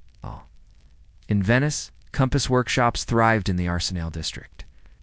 In London, the Worshipful Company of Clockmakers oversaw standards. For navigational instruments, in Amsterdam, rival compass makers competed for trade contracts, sometimes copying each other's designs in fine detail. But the real innovation was happening on ships. Sailors began to notice that their compass needles didn't always point exactly north. Sometimes they deviated slightly, just a few degrees. And sometimes, this shift seemed to change depending on where they were. It was perplexing. At first, it was dismissed as an error. It's poor balancing, faulty magnetizing. But slowly patterns emerged. In the North Sea, the compass might be off by 4 degrees east. In the Caribbean, it might swing westward. This phenomenon, magnetic declination, was poorly understood but impossible to ignore. And so, once again, sailors adapted. They began to mark their logs. With correction tables, in this region, adjust to east.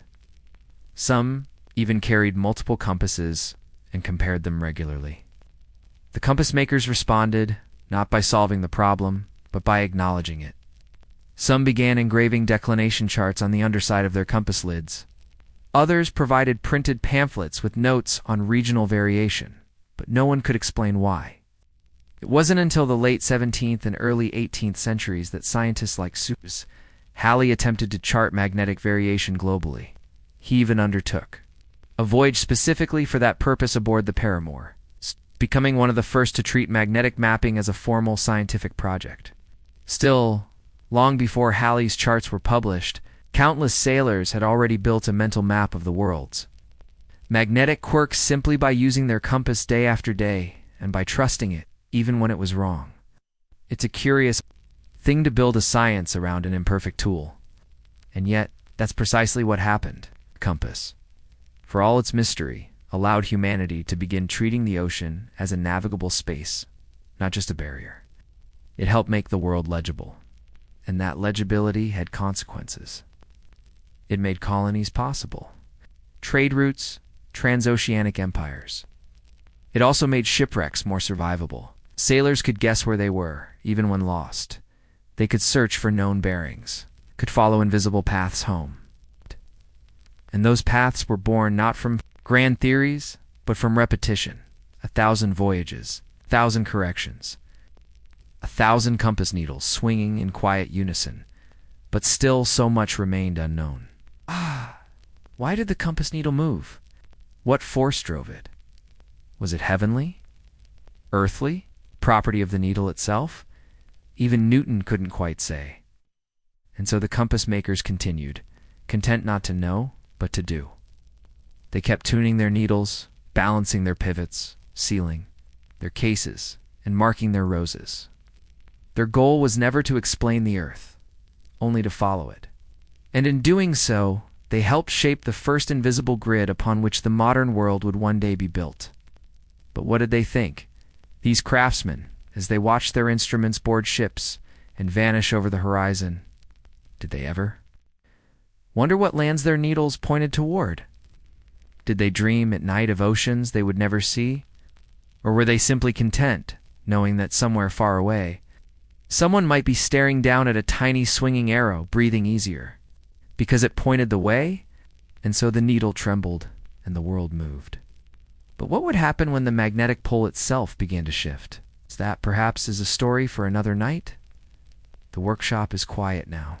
Not a ship, not a storm, no gulls or winds. Just the slow tick of a wall clock, the creak of wood as the building settles, and the faint smell of old varnish and iron filings. You're in the back room of a compass maker's shop. The hour is late. The fire has gone out, leaving only embers. A single oil lamp flickers gently, casting soft shadows over the benches and shelves. Everything is neatly arranged, rows of brass cases, glass lids, etched cardinals, and curled bits of paper with sketched wind roses and calculations. In the center of the room sits an unfinished compass. Its needle has already been magnetized. It waits delicately balanced on a pivot of agate. The housing has been polished, markings north, east, south, and west, tar painted by hand, with impossibly fine strokes of bone-white paint. But the compass rose has not yet been affixed. It lies nearby, drying under a glass dome. The maker, an aging man with soot on his cuffs and a permanent crook in his back, has paused for the evening. He leans back, listening to the wind pressing against the shutters. There's a notebook open beside him. It's not one of the navigational tables or declination charts, but a small leather-bound volume filled with observations. He has been watching his own compasses for years, not the ones sent to sea, but the ones left behind. He's noticed something strange. Every few decades, true north magnetic north, that is, shifts. It's not drastically, not quickly, but measurably. His earliest compasses, made when he was a young apprentice, no longer align perfectly with those he finishes today. At first he thought it was an error.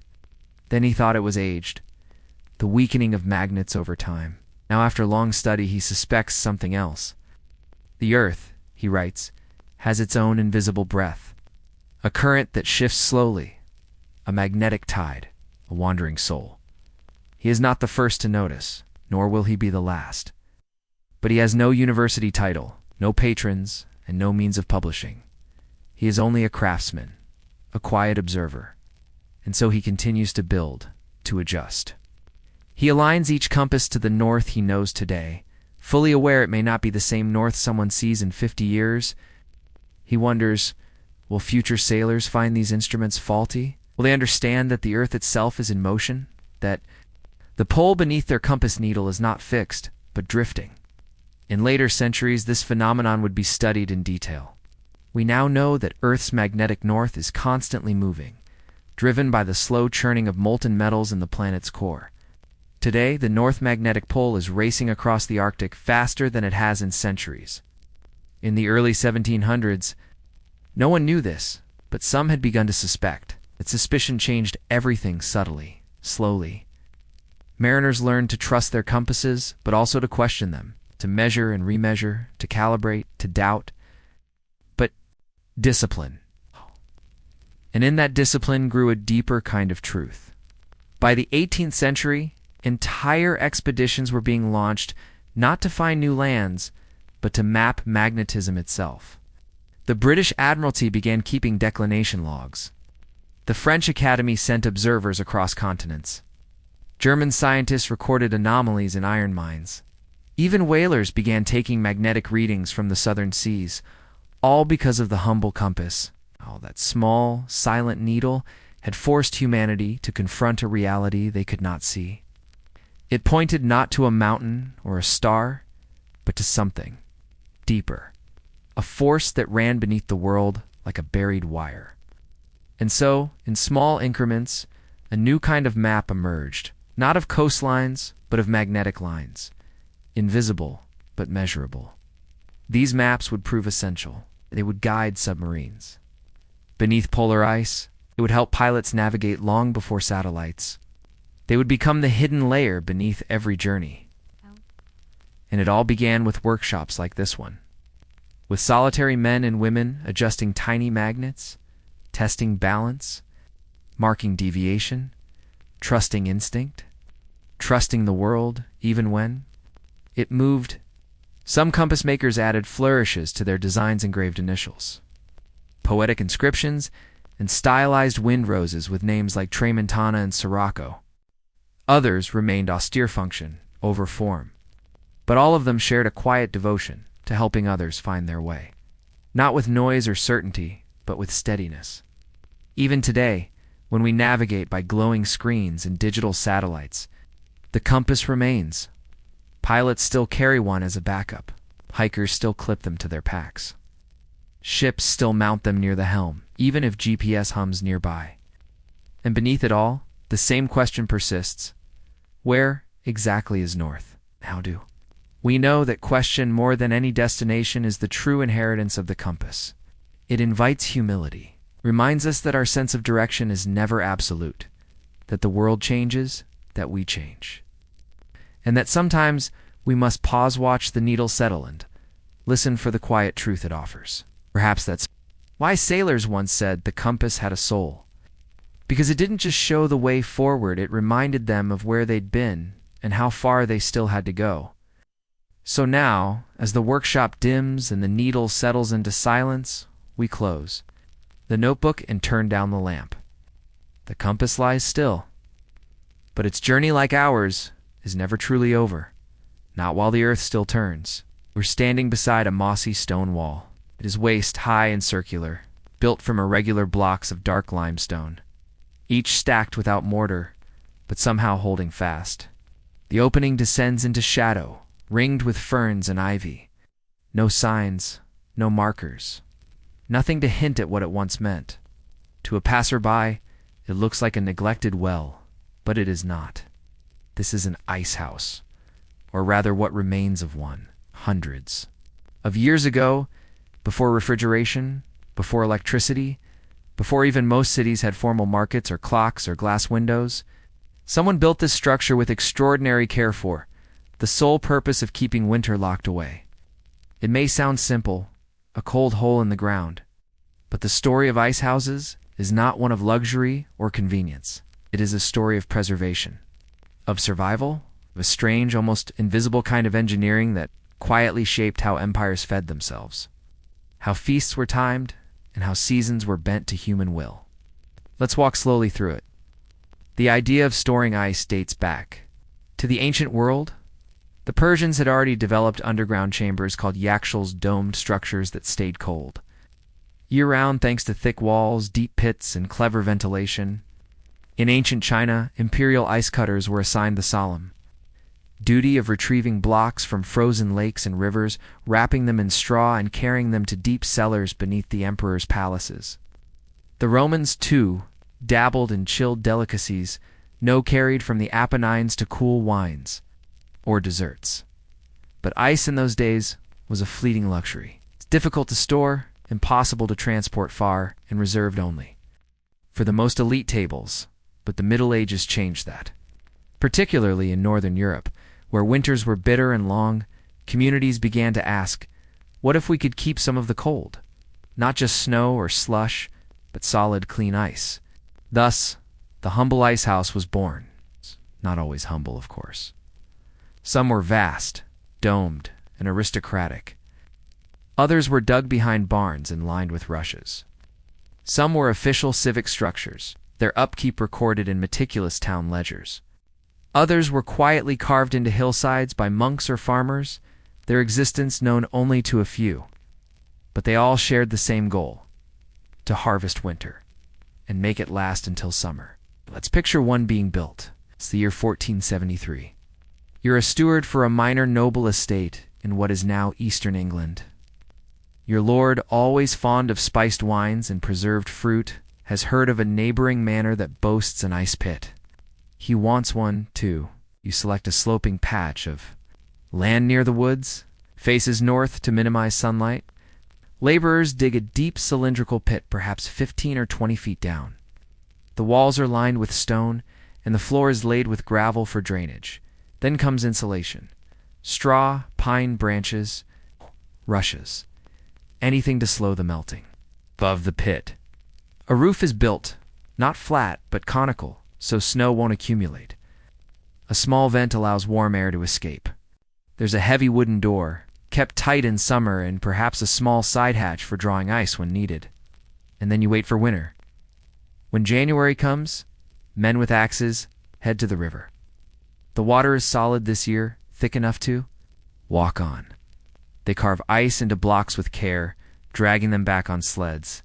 Some is cloudy, filled with air bubbles. The best is clear, dense, hard, and cold to the core. These blocks are layered into the pit, each surrounded by more straw or sawdust. By the time the first buds appear in April, the ice house is full. And, remarkably, if sealed well and shaded, that ice might last until August, sometimes longer. It wasn't always used for chilling drinks or preserving fruit. In many cases, it was for meat. A butcher might store hams there in late spring. A kitchen might use it to keep milk or cream from curdling.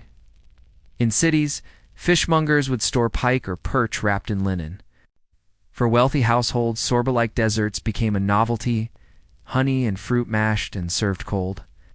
But even for those who never saw the inside of an ice house, the ripple effects were real.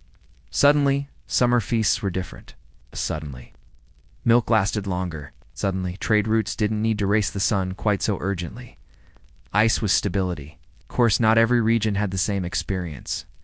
In warmer climates, ice was harder to store and more expensive. In Italy or Spain, only the very richest could afford it regularly, and they often relied on mule trains carrying snow down from high altitudes. But in northern climates, especially across England, France, Germany, and the Low Countries, ice. Houses became quietly common by the 17th century. Some were built from monasteries, particularly Cistercians, who believed in efficiency and order. Others were civic projects, especially in towns with large fish markets or military garrisons. One remarkable example survives in Wiltshire, England, a double-chambered ice house attached to a 16th century manor. Its design is nearly invisible from the surface, but inside it maintains a consistent chill even during midsummer. Another older example lies beneath a former Jesuit monastery in what is now Belgium. Archaeologists found that the site once included a sunken brick dome, perfectly sealed and designed to allow the melted water to drain naturally. There is an almost monastic silence to these places. Even now, standing at the edge of one, it feels like you've entered a forgotten ritual. Space. Cold, dark, still. A memory of winter kept alive under earth and stone. But who maintained them? Not noblemen or scholars. Not even the cooks or kitchen stewards. In many cases, it was the groundskeepers, the gardeners, the lower servants, those who understood the value of shade, who knew how to thatch a roof or pack sawdust. It was a job of care, of patience, of knowing that what you stored in February might not be touched until July. Today, most of these structures are lost, collapsed, reclaimed by woods, misidentified, covered in ivy or mistaken for root cellars, but a few remain intact. You visit one and step quietly inside, you might still feel it, the thick stone walls, the coolness underfoot, chill that lingers, as if the house remembers, as if some last echo of winter still hums beneath your feet. But what happened when the ice began to run out? When July grew hotter and the pit grew damp and summer refused to yield? The sun is rising over the river Thames. It is July 1784, and in a tightly shuttered chamber below a townhouse in London's Soho district, a servant carefully descends a narrow stair with a brass tray in his hands. On it, a porcelain dish filled with soft strawberries, sliced and gently sugared. Beside it, a second bowls, smaller but stranger. It glistens. Condensation forms on its edge. and inside is a small scoop of something nearly unheard of for this time and place.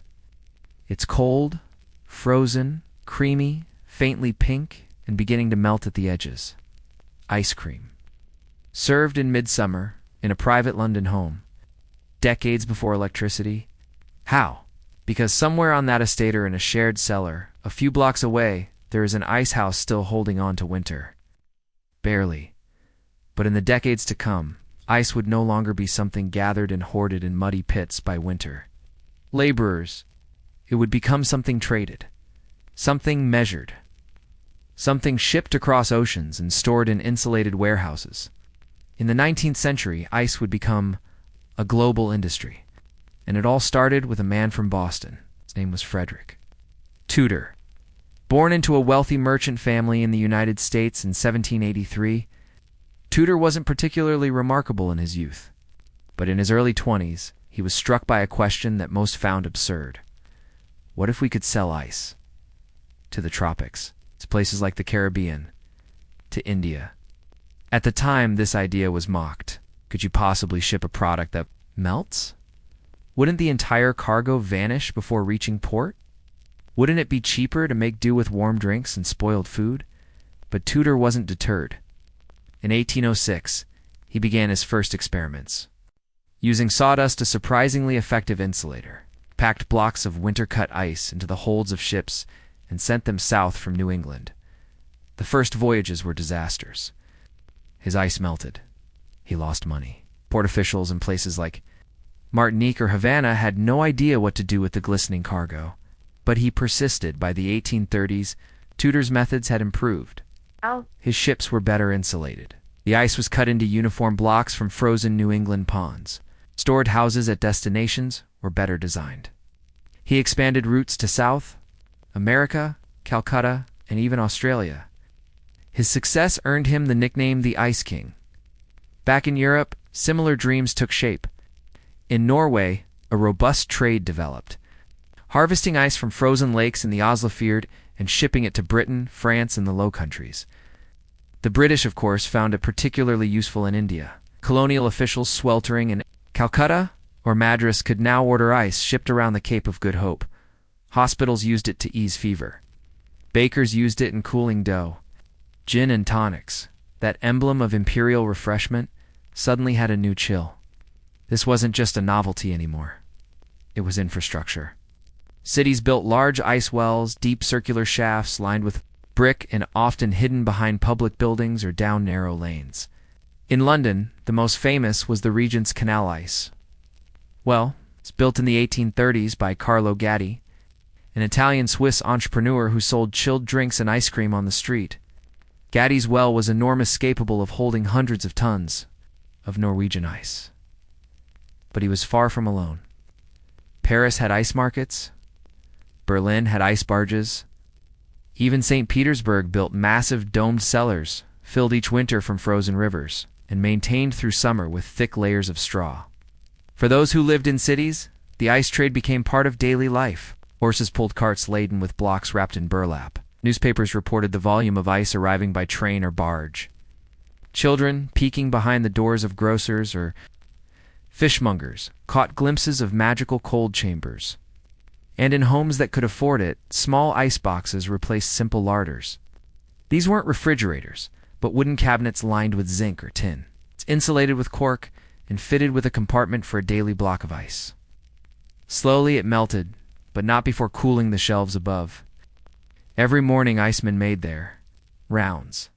In the U.S., they'd ring bells or shout ice. From the street, in Britain, they'd call quietly through servants' entrances. In Paris, they simply slipped through the alleys. Even the units of measurement changed. In the 1840s, Londoners might buy a penny's worth of ice. In Boston, a cake of ice meant a block about 2 feet square. In tropical outposts, a single ounce might be precious, kept wrapped in linen and used sparingly for a patient's fever. But this system, grand as it became, was fragile. Ice still depended on cold winters. A mild season meant a short supply. Storage still relied on straw and sawdust. Transport still meant slow ships, rough roads, and manual labor. There were accidents. Fires in ice houses, spoiled shipments, ships sunk, fights over access. In some cities, the very success of the ice trade led to a peculiar tension. The more people relied on ice, the more they feared its absence. One unusually hot summer in 1856, Londoners panicked as the Norwegian supply ships ran late. Butchers worried about spoiled meat. Hospitals rationed ice water. Newspapers speculated whether the city might need to import snow from Scotland. Behind the convenience of ice was always anxiety. But the real upheaval came not from weather or war, but from chemistry. Because by the late 19th century, experiments in refrigeration were moving from laboratory to industry. Tours like windows, like windows, like windows, like windows, like inventors, like windows, like windows, like windows, like windows, and size with windows, and does and dies and does and does ways and dies, and because if I had zip weight, if I so then I had expected. Carl von Linde in Germany and John Gorey in America had begun to develop machines that could compress gases, draw heat away from substances, and chill water artificially. The first ice-making machines appeared in breweries and meat-packing plants. By the 1880s, the writing was on the wall. Artificial ice was coming. Cheaper, more predictable, more scalable. Tudor's once mighty industry began to shrink. By 1900, much of the international ice trade was gone. The deep cellars, the ice barges, the pond cutters in Boston, the ice ships in Havanall fading into memory, and yet some ice houses lingered. Old estates kept them as curiosities. Some cities maintained them as historical monuments. In a few villages in northern Italy, locals still speak of the Ghiacciata, old ice pits behind the parish hall. In India, remnants of British colonial ice houses still stand, strange and domed and empty. Quiet, cool, abandoned, as if waiting for a winter that will never come. But this wasn't quite the end, because while artificial ice and refrigeration transformed cities, they left one question unanswered. What about the countryside, the farms, the monasteries? The villages are still without electricity. There, in those in-between places, ice houses persisted quietly. And in Section 3, we'll return to the rural world where seasonal rhythms, inherited knowledge, and hidden cellars carried the cold into the 20th century, and sometimes just barely into today. If you happen to wander into certain corners of the countryside, especially in old estates, forgotten villages, or the periphery of ancient woodlands, you might stumble upon a peculiar hillock. Not quite natural, not quite a ruin. It may be overgrown with ivy, tucked behind a crumbling stone wall, or partially collapsed with weeds growing from the crevices. But look closer. A bricked arch. A low entrance. Strange subterranean chill. Even on a hot July afternoon, you found an ice house. And though it may be silent, moss-covered, and nearly forgotten, it once held winter in its belly well into summer, sometimes beyond. In rural England, France, and parts of Germany, ice houses remained useful long after the rise of industrial refrigeration. Why? Because infrastructure didn't arrive everywhere at once. Even as cities buzzed with electric lights and mechanical freezers, the countryside held fast to older rhythms. Many estates in Britain, especially those built between the 17th and 19th centuries, had their own ice house. Sometimes they resembled ancient burial mounds, half-subterranean domes of brick, capped with grass, hidden behind orchards or at the edge of deer parks. Others were more formal, brick cones sunk into dry. Shady corners of the property, carefully lined with drainage and ventilation shafts, each followed the same simple logic. In winter, ice was harvested from local ponds, lakes, or even stone. Basins intentionally flooded for the season. Blocks were cut, stacked, and transferred by sled or cart into the mouth of the ice house. Inside, straw or sawdust was layered between each slab, serving as both insulator and cushion. The entrance would then be sealed with thick wooden doors and sometimes additional straw bales, and then nothing. The ice sat. Slowly it melted, yes, but very slowly. The thick earth, clever engineering, and careful packing meant that even through spring, even through summer, the ice house retained enough cold to serve its purpose. Often that purpose wasn't luxury, but practicality. Game and poultry needed preserving. Milk soured quickly in warm weather. Butter softened, too fast to churn. Bakers needed cold water for proper dough. And beer brewed to warm would spoil. On many farms, an ice house meant less waste, safer food, and more reliable storage.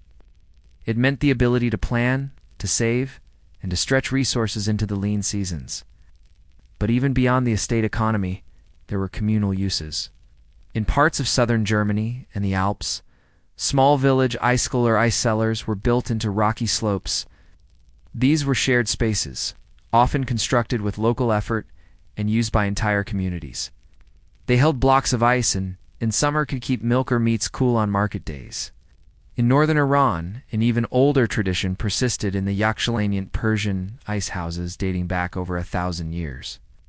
Towering structures made of mud brick, shaped like giant beehives, they used evaporative cooling and ingenious. Designed to not only store ice, but also make it in desert climates. Shallow pools would freeze on cold desert nights. Then the ice would be collected and stored beneath the domed structure. Some yakshals could hold ice for months, even in the hottest parts of summer, long before refrigeration. In China, during the Tang and Song dynasties, Ran ice houses preserved ice collected in winter and distributed small quantities to officials during the summer heat. These were not unlike royal granaries, only filled with cold instead of grain. And in the American South, before the Civil War, plantation ice houses served both practical and symbolic purposes. Ice was often imported by barge or ship and stored for the comfort of the household. Lemonades, sorbets, and chilled wines. For the enslaved, ice was nearly always out of reach, except perhaps in rare cases of medical emergency.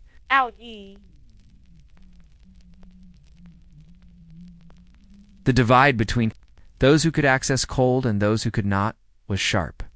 Even in Europe, when urban workers saw ice cream vendors or read of nobles storing frozen fruit compotes, the sense of separation was acute. Cold was a status symbol, and it wasn't just about class. In monasteries, the preservation of ice often had theological resonance. A Benedictine abbey in central France maintained an ancient ice pit for centuries. There, the monks used ice to cool medicines prepared from herbs, to store cheeses from their dairies, and to chill wine before feast days. The coolness of the earth-like, the quiet of the cloister was seen as a spiritual aid, an anchor against the fever of the world. So even as refrigeration advanced and cities lit up with electric chillers, the rural world kept its quiet cellars, its shady mounds, and its stranculated pits. The Iceman might not come, but the pond still froze, and someone, somewhere, still remembered how to layer the straw. By the mid-20th century, most ice houses had fallen into disuse. Refrigerators became common, even in rural homes. Dairy farms installed electric chill tanks. Grocers received deliveries in refrigerated trucks. But here and there, a few old ice houses survived.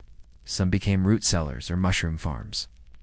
Others became hiding places for children, or dens for foxes and badgers. A few were restored as historical monuments. In Scotland, local volunteers maintain one of the last estate ice houses in Fife, guiding visitors through its echoing dome. In Italy, a municipal park in Emilia-Romagna preserves a ghiaccia from the 1700s, with interpretive signs showing how villagers once gathered to pack the ice. In India, the domed colonial ice house in Chennai stands near the coast, now used as a spiritual center, its former chambers long emptied of their chill. And in England, some families who have lived in the same homes for generations still know, vaguely, that under the orchard or beside the barn, there's a curious round structure where the air always feels a little colder. What these places offer isn't just architectural curiosity, it's memory of the time when preserving cold was a communal task, when entire towns rallied to cut, carry, stack, and guard the chill. When summer sweetness chilled milk, a dish of berries, a cooled bandage on a child's forehead was earned by winter labor. It reminds us that even something as simple as ice was once a marvel, was once a mystery. It was once a gift, passed carefully, brick by brick, from season to season.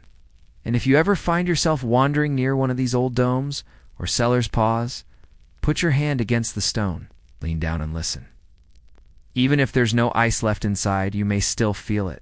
The hush, the cool, the memory of snow long gone, waiting quietly beneath the earth as if it still believes winter might return. The pigeon was not always a nuisance bird. Before it became the uninvited guest of city squares and cathedral rooftops, before it became associated with leftover bread and dirty windowsills. The pigeon, more precisely. The rock dove was a marvel of both nature and human ingenuity. It had a job, and not just any job. For nearly 2 millennia, the pigeon was our fastest messenger, a creature of sky and instinct, trained not to wander, but to home always home, through cloud and wind, across desert and sea. It was the original courier system, centuries before the telegraph, and long before phones shrank into our pockets and buzzed with news from across the globe. Before wires spanned empires, wings did. Let us begin where many stories begin. In the ancient world, around 2900 BCE, the Sumerians had already begun domesticating pigeons, not just for food, but for their uncanny ability to return to the place of their birth. But it was the Egyptians and Persians who perfected the idea of using these birds to carry messages across distances. By 500 BCE, the Persian Empire, with its vast administrative reach, from Anatolia to the Indus River, they likely used pigeons alongside mounted couriers to hasten communication across terrain too rough or remote for roads. And by the time of the early Roman Empire, pigeon posts were in regular use, particularly. By the military, it was reliable, it was quiet, it was fast. When Caesar conquered Gaul, some believe that pigeons were used to send news back to Rome faster than any rider could manage. By training flocks to home towards specific towers or stations, messages could travel hundreds of kilometers in a matter of hours, an astonishing speed for the time. Even Pliny the Elder, the Roman naturalist and author, wrote of pigeons with a certain admiration. It's not just for their loyalty to home, but for the practical ways in which humans had adapted that instinct to carry words sealed in tiny capsules. It's often made of papyrus or parchment, bound gently to the bird's leg. It wasn't just emperors and generals who used them. In the markets of Alexandria, in the dusty streets of Antioch, or in the harbors of Corinth, traders would send pigeons ahead with price updates. A ship arriving late to port might still have its news arrive early, thanks to a small bird released offshore with a note: the cargo is safe, the olives are spoiled, and the buyer will pay no more than 30 denarii. Information moved faster than people, and it changed everything. By the 12th century, in the Islamic Golden Age, the use of pigeon posts had become especially refined. The Fatimid Caliphate in Egypt built one of the most sophisticated pigeon relay systems the world had ever seen. Stations were placed at regular intervals throughout their territories, from Cairo to Damascus and from Baghdad to the Maghreb. Some scholars believe over 600 pigeon towers were maintained, with dedicated keepers, breeding programs, and carefully organized message routes. The birds had to be trained to each location. Each bird only flew home. So, to send a message from Cairo to Jerusalem, one had to bring Jerusalem-born pigeons to Cairo first. Then, when released, they would return, fast, direct, unstoppable. These weren't random flocks. They were living infrastructure. The Caliphate relied on them not only for political and military correspondence, but also for trade information, medical emergencies, and even social notes, news of births, deaths, and marriages winging over deserts and rivers. And while the birds could not carry long letters, they carried enough: a name, a date, a location, a phrase, a warning. It's just enough for urgency, just enough to matter. But what made the pigeon post truly remarkable was its resilience. Windstorms, war, roadblocks, none of it mattered. A pigeon, once released, did not hesitate or reconsider. It didn't turn back, didn't tire after 50 miles. It flew with a mind made up and a heart guided by something we still don't fully understand.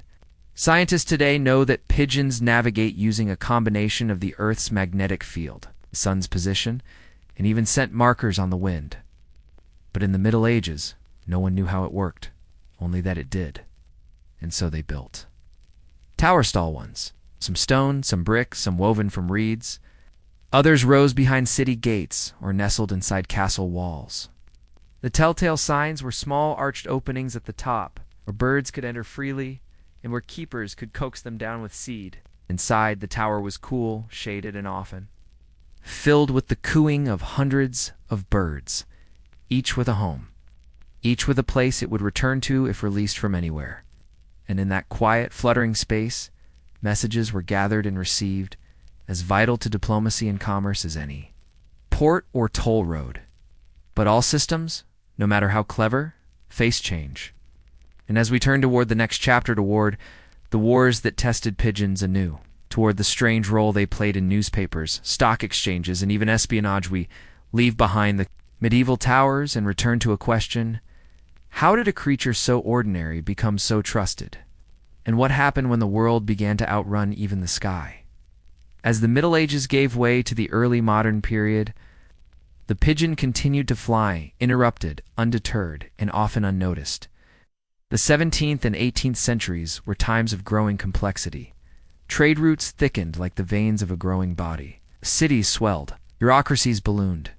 And in the midst of it all, messages still had to move. Fast. In some corners of the world, pigeon post remained the fastest method available.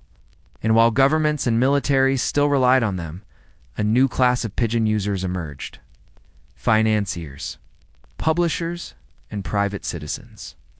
These were not kings and caliphs. These were merchants and middlemen. So began a quieter revolution, the commodification of time. Rothschilds and racing pigeons let us land. For a moment, in the early 19th century, amongst ledgers, counting houses, and tall silk hats, the Rothschild banking dynasty, known for its web of branches across Europe, is often associated with the use of carrier pigeons in the early 1800s. The family had branches in Frankfurt, London, Vienna, Naples, and Paris. Each location needed to stay informed of market conditions elsewhere, especially regarding bond prices and geopolitical changes. If Napoleon was marching, or if a country had defaulted on a loan, or even if peace had been declared somewhere, it meant millions of pounds could be gained or lost, depending on how quickly one knew. Pigeons didn't carry the money. They carried the edge. With specially trained birds kept in key cities and messengers traveling with birds in baskets under cloaks, news could sometimes fly Arzor even a full day ahead of conventional couriers. A pigeon released in Brussels might bring news to Frankfurt before a horse left its stable. While much of this was conducted privately and with little fanfare, the idea was simple: information was power, and pigeons were its wings. The newspapers that couldn't wait. Meanwhile, another group found use for the sky courier: journalists. In the mid-19th century, Paul Reuter, yes, the same man behind what would become the Reuters news agency, began a pigeon service between Aachen and Brussels. The telegraph lines between Germany and Belgium had not yet been completed, and there was a communications gap of roughly 120 kilometers. Pigeons filled that gap. Reuters stationed birds in Aachen and Brussels and used them to carry stock prices and news summaries between the 2 points.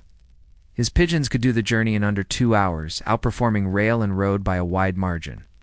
For months, Reuters' pigeon service functioned as the fastest news exchange in Europe. Eventually, the gap was closed by telegraph wire. But Reuter had made his point. There was demand for fast information, and people would pay for it. And behind that achievement, quietly, were the birds. Small capsules, wrapped in waxed cloth or oilskin, tied to feathered legs, darting across the sky in silence. France's flying post office, but pigeon post did not reach its dramatic zenith until a city found itself completely surrounded. In September 1870, during the Franco-Prussian War, Paris was under siege. The Prussian army encircled the city, cutting off all rail lines, telegraphs, and roads. Paris, that grand and boastful city, had suddenly become an island adrift in silence. Yet the Parisians were not idle. Within weeks they had organized a system of hot air balloons to escape the siege lines. These balloons carried not only people, but pigeons, hundreds of them, out of the city. Each pigeon carried microscopic text. Tiny sheets of writing photographed onto a thin layer of collodion, a chemical film used in early photography, were created by Charles Barriswell and René Degron.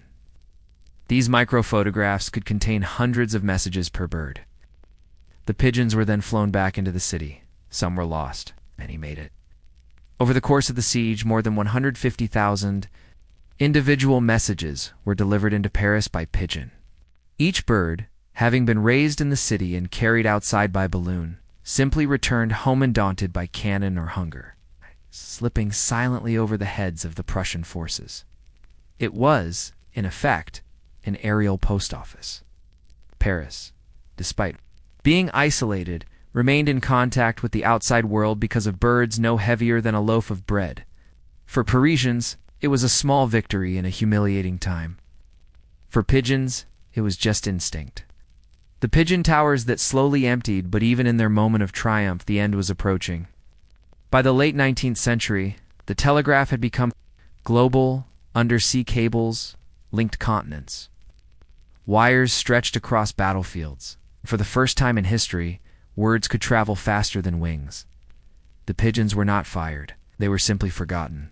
Pigeon towers, once so vital, stood unused. The smell of guano no longer clung to their rafters.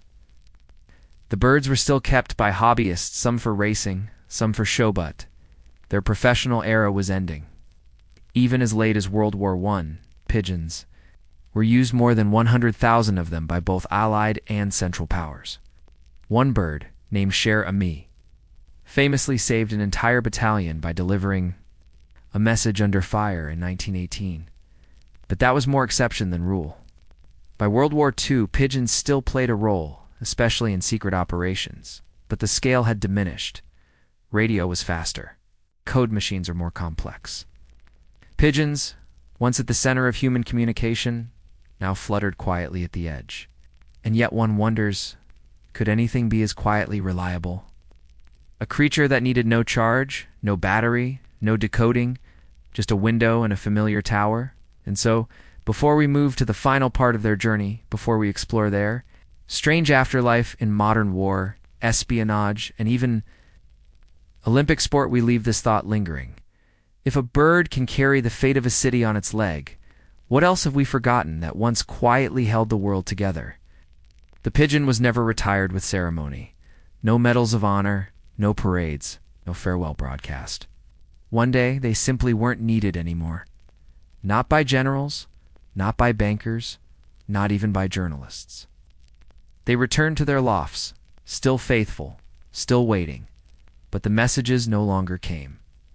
And yet, like the sound of distant bells in a fog, their legacy lingered in unexpected places.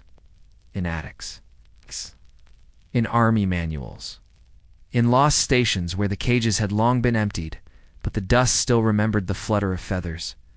Let's follow a few of those quiet echoes, like pigeon shadows crossing rooftops at dusk. Cher Ami and the birds of war, though pigeon post had been largely displaced by wires and radios. The 20th century saw one last bloom of pigeon valor, especially. During the Great War between 1914 and 1918, more than 100,000 pigeons served with the Allies. They flew through fog and gunfire. They outpaced bullets. They were, in some cases, the only line of communication between troops and headquarters. When all other systems failed, the most famous among them was Cher Ami, dear friend in French. This small black Czech cock, serving with the U.S. Army Signal Corps, flew a critical mission in October 1918. A battalion of American troops, known as the Lost Battalion, had been surrounded in the Argonne Forest. Cut off, low on supplies, and being shelled by their own side, they had no way to call for help. Radios were destroyed. Runners were shot. Only one hope remained, a pigeon. Tied to Cher Ami's leg was a message scrawled in pencil. We are along the road parallel to 276.4. Our own artillery is dropping a barrage directly on us. For heaven's sake, stop it. Cher Ami was released under fire, was shot through the breast, blinded in one eye, and lost a leg, but he kept flying. 25 miles in under half an hour, delivered the message. the shelling stopped. Nearly 200 men were saved. Cher Ami was awarded the Croix de Guerre by France, and after his death, he was taxidermied and placed in the Smithsonian. Even in death, he served this time as a story. The loft in the spy's attic long after the wars ended. Pigeons continued to play roles that were both quaint and quietly astonishing. During the Cold War, for example, pigeons were tested as aerial surveillance agents. The CIA experimented with tiny cameras strapped to pigeons' chests. The idea was simple. Birds could fly low over sensitive installations, military bases, research stations, missile sites, and take photographs without being detected. Pigeons are quiet, unthreatening. Ordinary, in short, perfect spies. One project, called Takana, tested these camera pigeons and found that they could gather valuable images, though the project was eventually shelved in favor of more sophisticated satellite systems. Still, the fact that an intelligence agency once looked to birds for espionage tells you something about the strange gaps left by technology. When wires and microphones failed, when drones made too much noise or cost too much, sometimes the answer circled back to a bird with no questions and 1,000 miles of sky in its heart. The Olympic oddity in the final flyby, perhaps the strangest chapter in the pigeon's public career, occurred not in war, but in sport. At the 1900 Paris Olympics, pigeon racing was a demonstration event. Dozens of birds were released in competitive flights with results timed and judged. Though the event was never made official, it remains one of the most peculiar Olympic footnotes. Later, at the opening ceremony of the 1988 Seoul Olympics, thousands of white pigeons were released as a symbol of peace. Echoing a tradition started in 1920, but due to an unfortunate lack of planning, many of the pigeons landed directly on the Olympic flame. The result was both tragic and bizarre. After that, the symbolic release of pigeons was replaced with paper doves, holograms, and drone displays. The real birds had flown their last official loop. Quiet coops, racing circles, and forgotten lofts today, if you want to see a pigeon perform feats of memory and flight, you'll need to visit one of the few remaining racing clubs. Pigeon fanciers still exist in Belgium and parts of the UK. In small towns across Pakistan and northern India, and on inner-city rooftops in New York and London, they speak the old language. They know how to raise a widowhood cock. Whisper stories of birds that flew 500 miles home, beaten by rain but not broken. Some even train birds for ceremonial releases at weddings, funerals, or commemorations. But these are echoes, not uses. The real work, the desperate note, the battlefield message, the stock update on a pigeon's leg, that's gone. Yet the birds are still here. They roost on the edges of cities, on cornices and clock towers. Where their ancestors once landed, message tubes tight to their legs, wings still twitching with exhaustion. What we lost when they landed, what made pigeons so valuable, was not just their speed or reliability, it was autonomy. It didn't require roads or wires or fuel. It couldn't be hacked or jammed. It could navigate a sky filled with smoke, rain, and wind. And they did it all for one reason: to go home. They were loyal to place, not to people, yet people built whole networks on that instinct. As we sink into sleep, the thought drifts like a bird returning to its loft. How strange that's so. Much of our history once flew on the back of something so small. How many messages were never read? How many pigeons never returned? How many cities waited by windows, staring into the sky? And how quietly it all vanished. Delayed by the late 19th century. The pigeon's time as a frontline messenger was quietly drawing to a close. Not because it had failed, but because it had succeeded for so long, the world moved past it. The telegraph, once a novelty, now crisscrossed continents with iron discipline. Copper wires, buried underground or strung high on poles, buzzed with Morse code messages from cities and colonies alike. Trains and steamships followed fixed timetables. Newspapers printed editions in the morning and the evening. And yet for a time, even amidst all this, modernity pigeons held on, particularly in moments when the new systems failed. During the Siege of Paris in 1870-71, As Prussian forces surrounded the city and cut off telegraph lines and railroads, Parisians turned once again to pigeons. Hundreds of birds were smuggled out of the besieged city using hot air balloons, an audacious and surprisingly effective plan. Once out, the birds were fitted with messages and returned to their Parisian lofts, bearing news, orders, and reports that would otherwise have been impossible to deliver. Some carried microfilm technology barely out of infancy, allowing thousands of words to be compressed into a tiny slip, which was then wrapped around the pigeon's leg or slid into a capsule. It was an elegant hybrid, analog wings, digital ambition. Of the more than 300 pigeons released during the siege, an estimated 98% made it home. The system was so successful that even decades later, the French military maintained pigeon lofts in strategic forts, just in case. And then came the wars of the 20th century. In World War I, pigeons once again found themselves drafted into military service. On the Western Front, in the trenches of Flanders and the forests of the Argonne, pigeons carried messages when telephone lines were cut and runners could not get through. Amidst the mud, the shellfire, and the chaos, pigeons were launched into the air, sometimes dozens at once, with a desperate hope that one or two might make it through. One such pigeon was named Cher Ami. She belonged to the U.S. Army Signal Corps and became famous for her role in saving nearly 200 American soldiers of the Lost Battalion in 1918, trapped behind enemy lines and taking fire from both German. In American positions, the unit had no way to communicate. Only Cher AMI remained. Wounded mid-flight, shot through the breast, blinded in one eye, with one leg hanging by a tendon, she still delivered the message tied to her splintered leg. The shelling was halted. The men were saved. She was awarded the Croix de Guerre by France and taxidermied with honor, eventually finding a final roost in the Smithsonian. It wasn't sentimental. It was an acknowledgement of service. Across Europe, pigeon lofts were maintained atop field hospitals, artillery posts, and even tanks. Pigeons were carried in mobile baskets, fed carefully, and rotated between flights. Every message was cataloged. Every return was recorded. They had names, they had numbers, they had missions. And even in World War II, when technology had advanced, even further, pigeons still played a role. British intelligence trained pigeons to fly across the English Channel and return with reports from resistance fighters in France. Leaflets were dropped with instructions and miniature message capsules. Pigeons returned with details of troop movements, bridge demolitions, and rail sabotage. The Germans, aware of this, trained hawks to intercept them. Became a secret sky war, silent and unseen. But of course, it could not last. By the 1950s, radio had matured. Telephones were common, and soon satellites would orbit overhead. Pigeon, faithful and fast, had finally been surpassed not by one invention, but by a world of them. Even so, the military kept them around quietly.